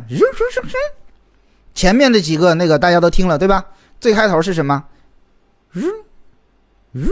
一点点，对不对？然后到第一段副歌的时候是什么？开始有眼花缭乱的这种光线出现，对吧？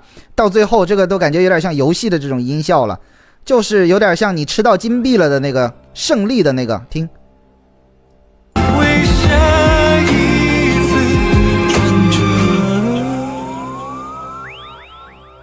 像不像吃到金币了？吃到金币冒出来了，是吧？小礼花冒出来的那种感觉。所以这首歌里面，我这一遍听啊，哎，嗓子有点疼。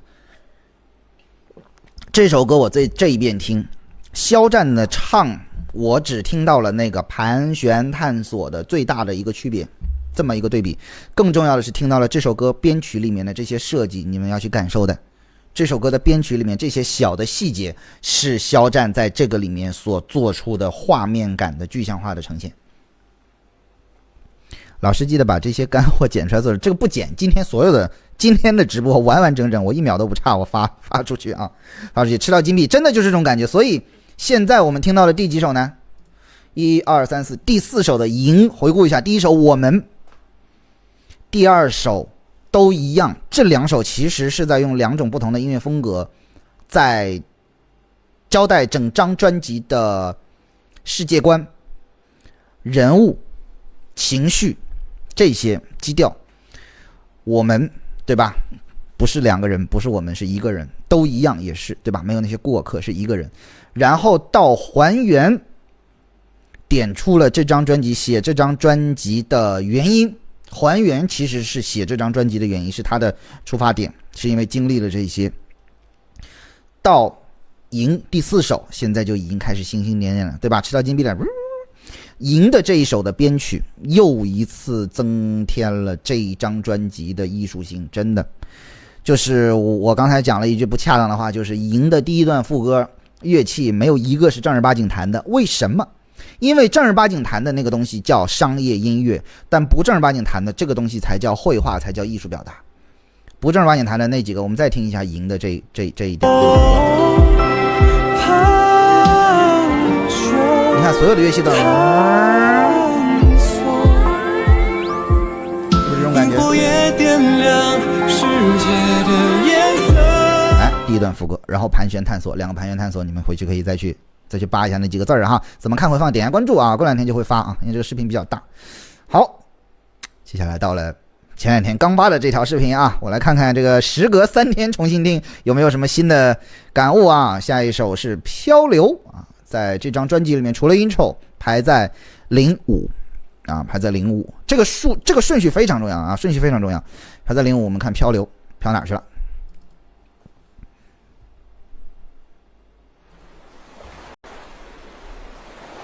记得切蓝光啊，看高清的。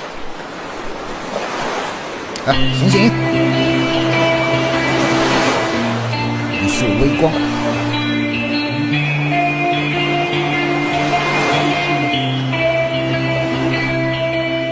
躺在一座孤的醒来，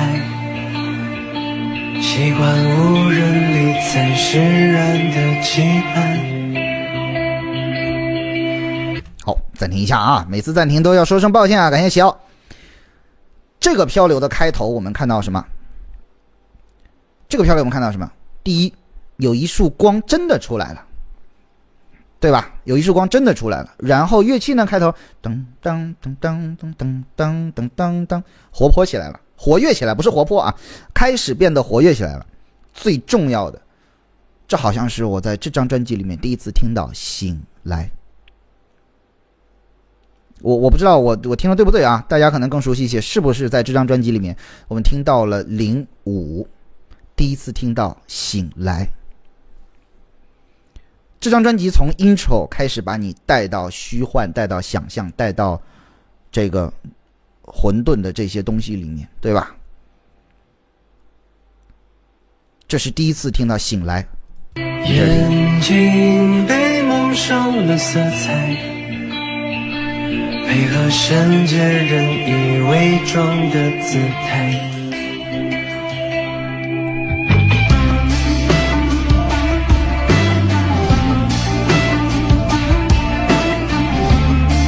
从这首 MV 开始，我们开始感知到肖战和想象或者是现实世界开始有交互，也就是说，孤独的概念开始被打破，或者说关于孤独的理解已经不是痛苦了。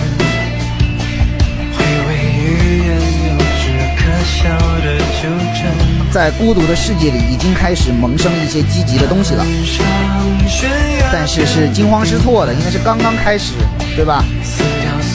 他尝试在转，尝试在孤独的世界里面，就是如果我不能改变你，那我融入你，这种概念啊，我讲的比较土，比较大白话一些。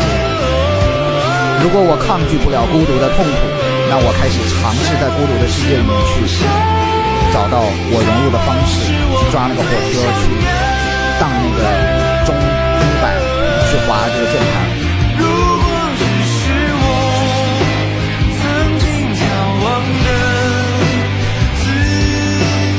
在探索，这是又是从上一首赢承接下来的，在探索找。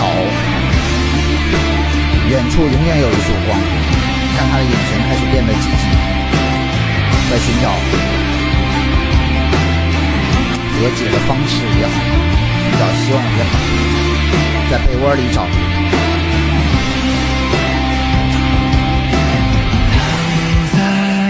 错过的醒来。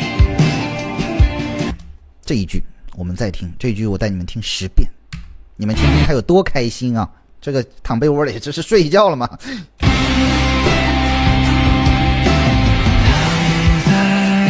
错过的醒来，醒来，多跳跃啊，对吧？前2首在那儿，是吧？前2首，这会儿躺在一座孤岛醒来，开心了。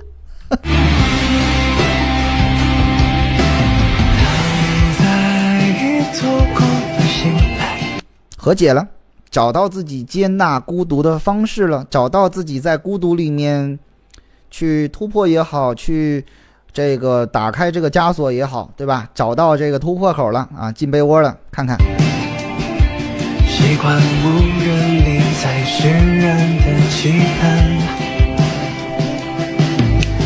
眼睛被蒙上了色彩，开始看，开始往前走了，不在那捂着胸口了，对吧？前面那个还原没有了，画面来回不停的切换，回味语言有沙发谁要？谁要沙发？攀上悬崖边的顶端，撕掉随波逐流残缺的果敢，继续向上。这个 MV 从这里开始就一直是向上向上向上。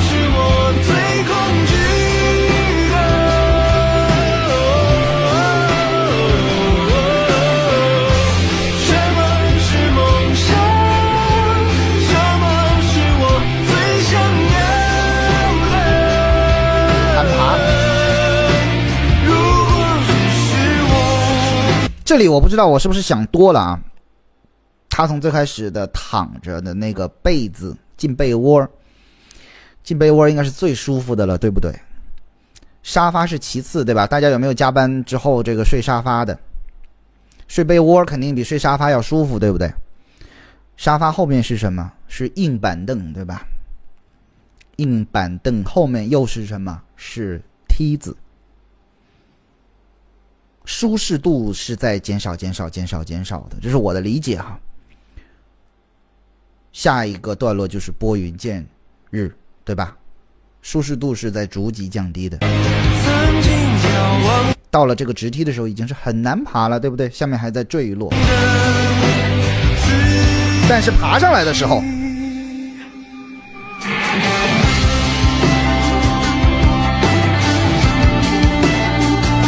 这里我就可以讲大白话了，打开窗天亮了，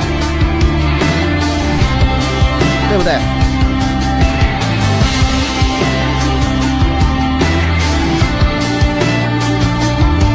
插头，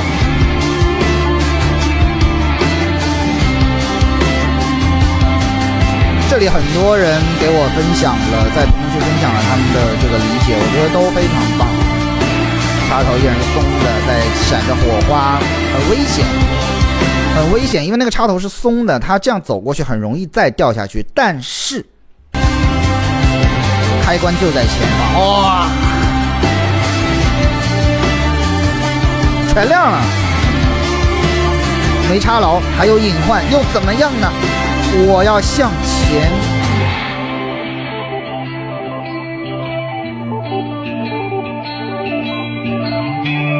可以理解为不顾一切，也可以理解为艰难险阻一直都在，也可以理解为有阻碍，主观客观。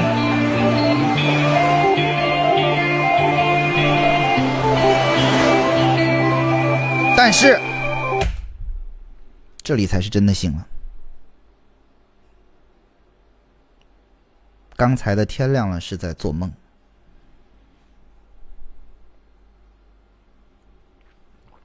on off 就是 P 掉了，我都忘了看了。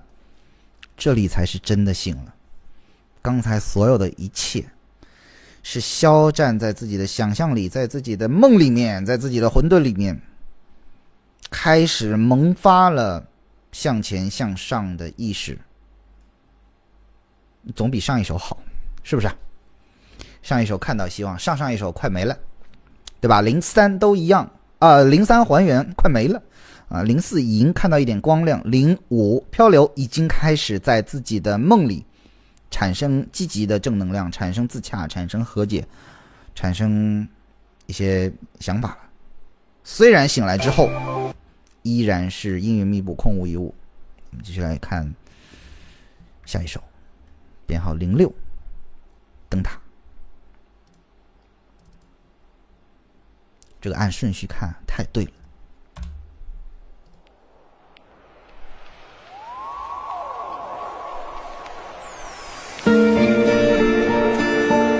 播到几点？播到这张专辑听完啊，这个比我预想的要慢，但是我今天确实有点话多。你要去向哪里？跟时间的流动经历，状态就不一样了啊。为谁奔赴前行？就算脚下荆棘，我奉陪到底。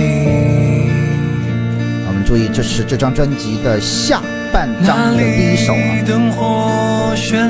虽然现在大家听专辑已经没有这个 Disc A 和 Disc B 的概念了，但是像我们做制作或者说一些老一辈的制作人，06是非常重要的，因为它代表着你的 CD 要换第二张了，是分上下张的。就算命运开着玩笑，所以06一般在这张专辑里面，我觉得是一个全新的开始 ，fresh start。奔向那最远处的灯塔，最深邃的海洋。这首歌可以说01到05的铺垫结束了，01到05的低迷结束了，01到05所有的痛苦、枷锁、想象、苗头全都结束了，这首歌就是亮了。而且这首歌肖战找到了答案，他找到了01我们的答案，他把门字去掉了。在灯塔这首歌里面，他表达出来的就是没有灯塔，也没有人，也没有救赎，只有自己内心的能量才是灯塔。去向哪里？跟时间的流动经历相依，为谁奔赴前行？就算脚下荆棘，我奉陪到底。感谢程程。哪里灯火绚丽？又是哪里此刻狂风暴雨？我逆着风前行，去大海的中心，就一意孤行，奔向那最远处的灯塔，最深邃的海洋。摇滚带点温暖的民谣风格，在这首歌里面没有阴云密布啊，包括肖战的着装也变成了浅色明亮的色系啊。去吧，总要回家，就这样用力活吧，追见那灯塔。声音听着很奇怪，切一下画质啊，切一下蓝光。我今天推的码率比较高啊，切蓝光听原画。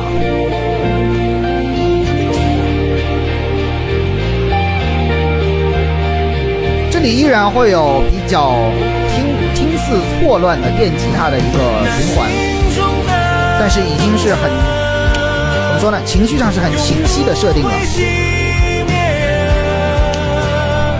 将我的名字散在风中，再交给时间回答。然后这首歌我第二次听和我第一次听最深刻的印象是一样的，就是肖战的坚定。坚定。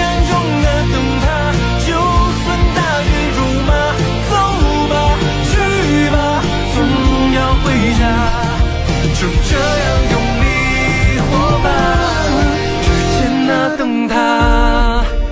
哦，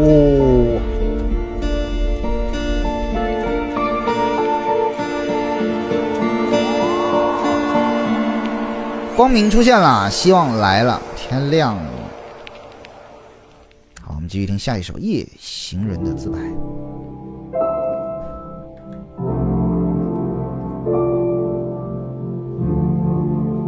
这首歌在这张专辑里面的编号是07，在灯塔之后啊。发一条没应有的呼救，换几个点赞只叫研究，忍住来自宵夜的问候。好的，感谢空白的建议啊。越晚购物车越自由。听到这里，你们觉得虽然这是一首慢歌，很低沉的歌，你们能听到任何一丝肖战脸上的痛苦和无奈吗？对熟悉残忍，对只对的人，我听不到痛苦了，为孤独听到的是满满的自洽从容，找同行的人。所以这首《夜行人的自白》，我觉得是那首还原的下半首，同样是深夜的自我沉醉。上一首是痛苦挣扎求而不得，而这一首是和解自洽。最爱漫无目的的黄昏，长得像睡不醒的清晨。上一首是疼痛美学啊，那首还原，这一首是自洽美学。距离越到了非常高雅的 double bass， 大提琴 double bass 的，才装作无事发生。平静。对陌生人真，像是自己对自己的告慰。对熟悉残忍，对只对的人。是的，很松弛，很自洽，找到了自己新的人生观，找到了自己新的价值观念。为孤独献身，从逃避孤独、害怕孤独，到为孤独献身。点亮交换人生，夜行的人从来都不管的，让深夜灿烂完整。对陌生人真，对熟悉娓娓道来的感觉，对只对的人，为孤独献身，给夜色陪衬，找同行的人。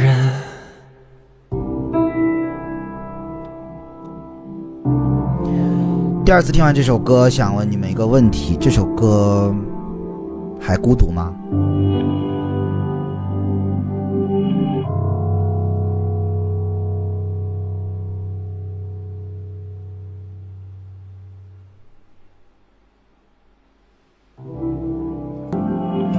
对陌生人，这首歌在我的理解里，这一首同样也是01《我们》这首歌的下半首。这首歌也开始不再是唱给肖战自己的歌，而是唱给每一个陪伴着肖战，或者唱给每一个和肖战有着相同境遇的人的歌。在02都一样里面唱到了路过的行人，但那个指代的其实是每个时刻的自己，但在这一首里面同行的人指代的就是每一个和肖战有一样人生经历的人。所以这一首歌打开了这张专辑的下一个板块，肖战从自己的世界里面自己的痛苦找到了自己内心的能量。那从这首07夜行人的自白，他又开始把这样的能量和温暖开始传递给听歌的人。所以这首歌听歌的人，或者说听肖战这一段啰嗦的人，听肖战这20个字唠叨的人，不是肖战自己，而是我们。最熟悉残忍对着对的人，为孤独献他解决了自己，然后开始劝慰找同行的人，陪伴的人，同行的人。随着屏幕点亮，所以这是这首《夜行人》的自白，编号07，开始进入到了这张专辑的下一个状态，开始有几级人把这种自洽的心理状态，这种和解的观念啊，还有这种劝慰的娓娓道来，开始传递给更多的人。为孤独献身，这也是应该是第2首啊，这个夜晚主题的歌，上一首是还原，对吧？接下来听编号08，归零。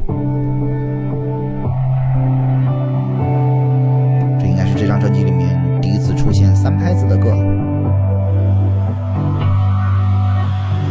音乐性上啊，还是回到音乐性上，这张专辑每一首都能体现出丰富的音乐质量。3拍子的歌，风在身边飞，午夜染了灰，甜梦的停止呼吸。3拍子啊，其实所有人第一次了解3拍子，我想应该都是圆舞曲。一起归零。那圆舞曲也好，3拍子也好，其实它带给人们的音乐上面的第一听感就是美了，祈求的心和未知的没有缺憾，还有我手中的你。肖战在这首3拍子里面，传统的3拍子都是很圆润、很丝滑，肖战在这首3拍子里面增加了实验性的重音，也就是力量感。时间倒流压圈的地狱，无声的叹息和谁的秘密。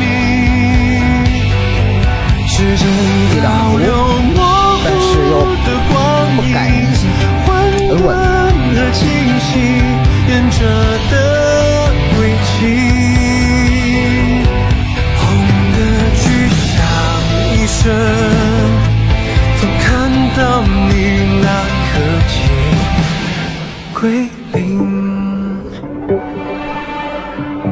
这首歌其实依然是一个破碎世界的大的结构啊，从这个音乐的编曲上，但是在这样的一个破碎世界的这个意象里面，唱出的是肖战内心的圆满，唱出的是肖战内心的圆满，所以这个3拍子在这样的一个破土风的这样的一个编曲啊，这个里面我觉得是达成了之前肖战想要的那种挣脱、打破枷锁，然后再重构自我的一个目的。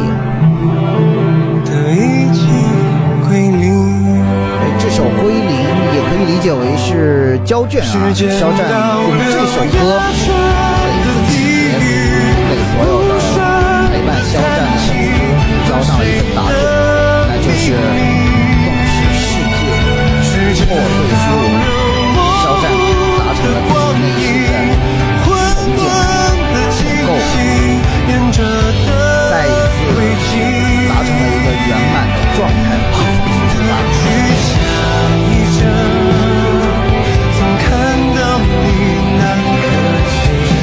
回到最初的那个有力量、有爱、有追求、阳光的肖战，这个归零其实是抛掉一切的结局。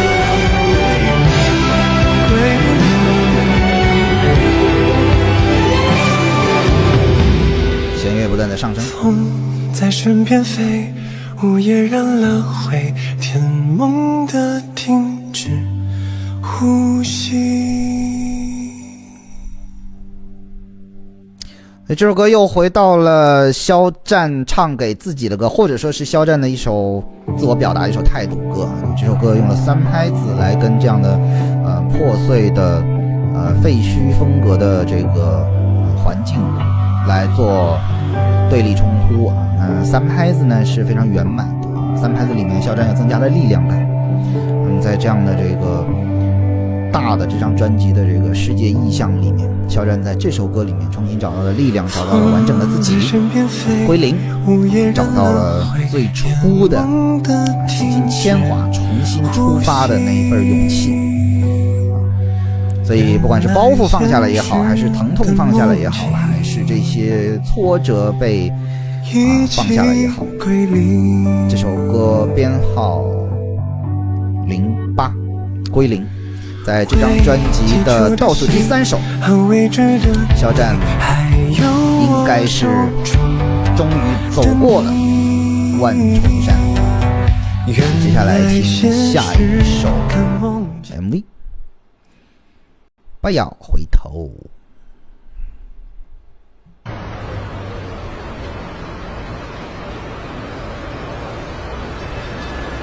虽然这首歌已经听过很多遍了，这首是我唯一一首听了很多遍的歌啊。那我们还是按照这个顺序，01、02、03、04、05、06、07、08，在归零之后再来听这首《不要回头》。小心地触摸世界的形状，慢慢张望，每次迈出一步放下了所有的戾气，满心都是温柔啊。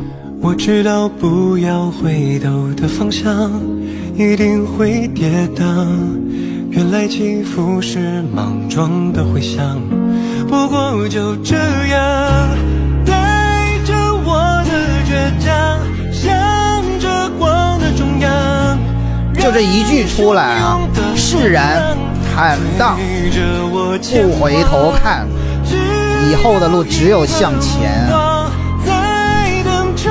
开场，前方会怎么样？大不了碰撞。他们说失望不过是平常。我觉得每一个能理解肖战、理解这张专辑的人，看到肖战开始轻快的大步向前走的时候，都是会很欣慰的。他终于开始往前走了，而且是轻快的步伐。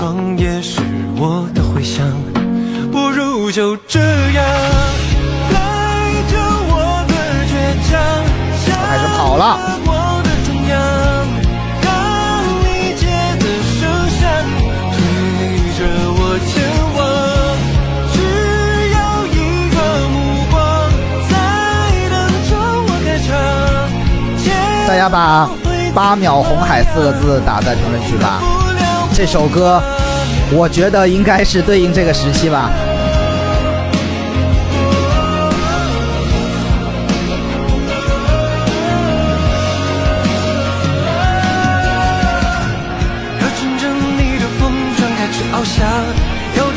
我说的没错吧？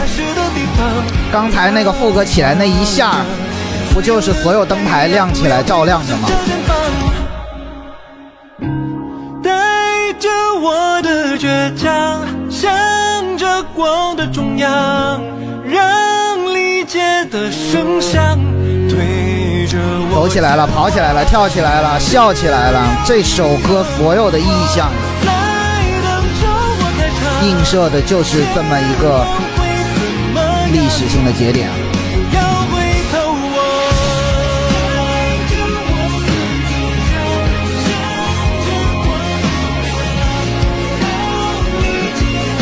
光联满足说对，这首不要回头就是那天晚上8秒红海的具象化。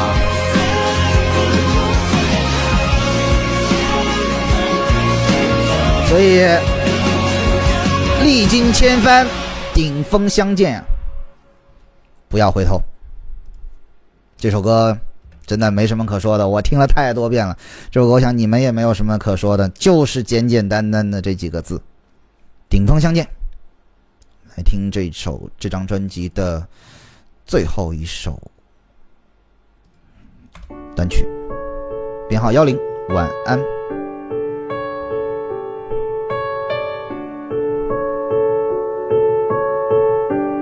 有光，有水，有海的概念。一碗汤，冲开一段暖心的悲伤。一碗面，一碗汤，历尽千帆，顶峰相见，但还是要回归初心的简单。或是他，就当作是饭后点心吧。别太悲观，总要试着习惯。留下的人不得不去承担。这首歌的 MV 非常的艺术表达上面非常的直白。肖战的身后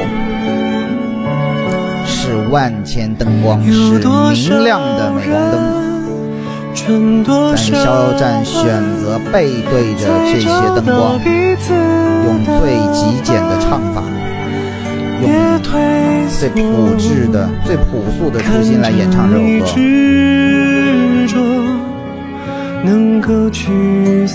依然是一个在艺术表达上做了对立冲突的一首 MV。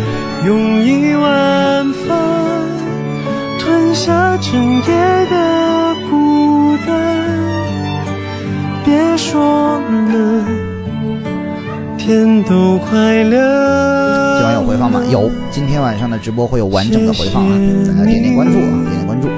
送我的温暖。暂停一下，聊聊这首歌啊，聊聊这首歌。我们看一个画面，我觉得这个画面，这首歌，这几句话，是肖战他的人品，他的事业观，他的价值观，他的世界观的真实写照。很高，这首歌的高度很高，这一遍我才看出来。10晚安这首歌的高度非常的高，肖战背后的光已经亮到我对着屏幕我脸都亮了，你们有没有看出来？就放这一帧我脸都亮了。肖战选择背对他，前面9首肖战跌入谷底，在疼痛中努力的去寻找光明，到漂流那首歌他亲自点亮了世界，到灯塔到不要回头都在冲向光明。但是当他重新得到了这些光辉之后，他选择背对着，选择质朴，选择简单，选择最朴素的表达。所以就是晚安，我觉得是他内心重归于冷静，重归初心，返璞归真也好。这首歌我觉得他想表达的是这样的一个内容。然后另外一个就是这个晚安其实也是想唱给所有陪着肖战风风雨雨的这些粉丝们。可能8秒红海，可能他重新回到荧屏上，你们比他更激动，但他希望你们像开头一样唱的什么一碗面，哎呀我又饿了，你怎么唱歌还能给我唱饿了。他希望你们也能回归最初的那一份质朴，就是听歌看他的剧，不要去吵吵闹闹去这个搞这些大动作。陪伴我们。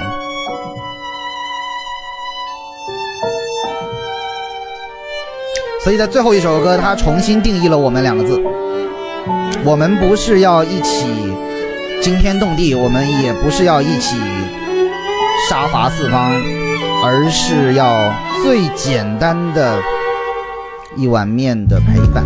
用一碗面，一碗汤，冲开一段暖心的悲伤。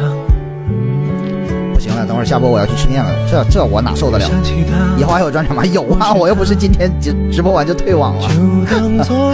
大家没点关注，点关注啊！我的直播基本上都是专场，然后接下来我会做一个电台的频道，就是在这个账号里面，我会专门就是一个专辑一个专辑，或者一场演出一场演出去解读，或者一个系列一个系列的去解读，也会把肖战之前的综艺的这个演唱的上升之路去做一个长视频。我后面可能发长视频会很多，就半小时、1小时、2小时、3小时的视频啊，大家可以点点关注。喜欢的呢支持一下，不喜欢的帮忙点个赞再刷走。所以这首歌现在听下来就释然，很温暖。这首歌不能再哭了，这首歌哭就不对了，把眼泪憋回去。这首歌就不能哭了，这首歌是很甜的，这首歌是很甜的。为什么好几个 MV 场景地上都是水？这个我的理解，它来源于编号02都一样这首歌的 MV， 背后是现实主义的艺术表达，就是城市，而它脚下踩的是海，这是现实和虚拟、现实和想象之间的这个冲突的艺术化的表达。包括在编曲里面我有讲到，到时候看回看可以听一下都一样那一首的解读，在编曲、在演唱方法、在艺术化的这个画面营造上面都有这样的就是现实和虚幻之间的这个冲突表达。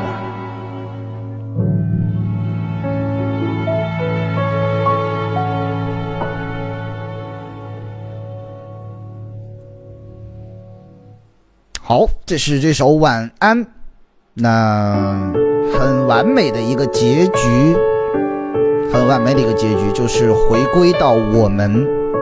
那肖战在这首歌里面解释了他对于我们的理解啊，我刚才也说了，不是我们要去惊天动地，不是我们要去轰轰烈烈，而是回归质朴，回归简单，回归本真，回归初心。又想起他，或是他。这首晚安。那我们接下来要进入到的就是这首 outro， 这个 outro 我没听过啊，短短的47秒，我们来看看。停。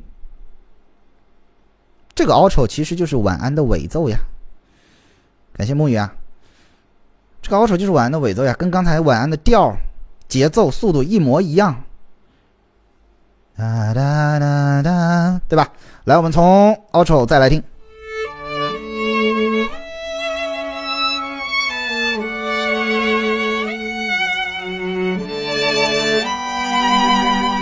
开始变慢了。浪漫主义，浪漫主义的，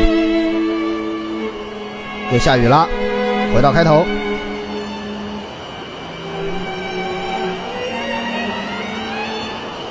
非常浪漫主义的旋律啊！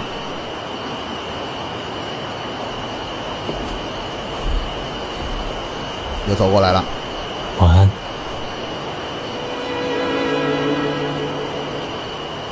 鸡皮疙瘩！再听一遍。谁没戴耳机？晚安。晚安。这个我听懂了，因为刚才你们已经教会我了。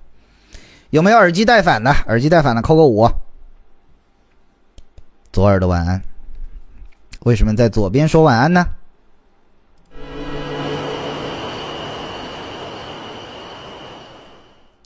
为什么只在左边说晚安呢？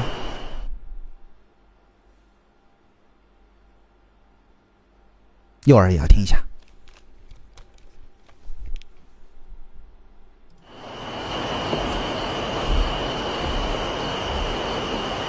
晚安。满足了。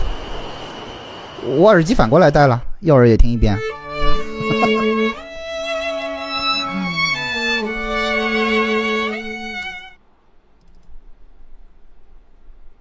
左耳离心脏近，对的啊，这个刚才大家已经给我分享过了，这个左耳离心脏近的这个知识点了啊。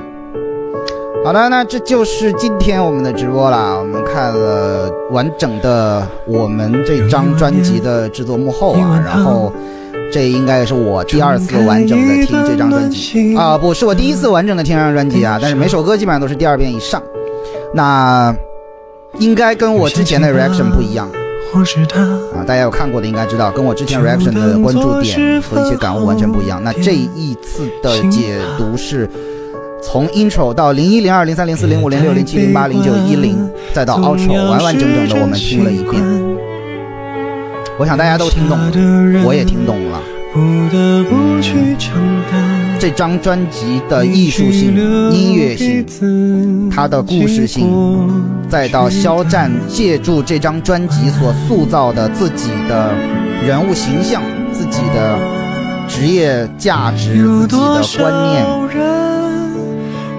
真的都非常非常的顶，非常的顶尖。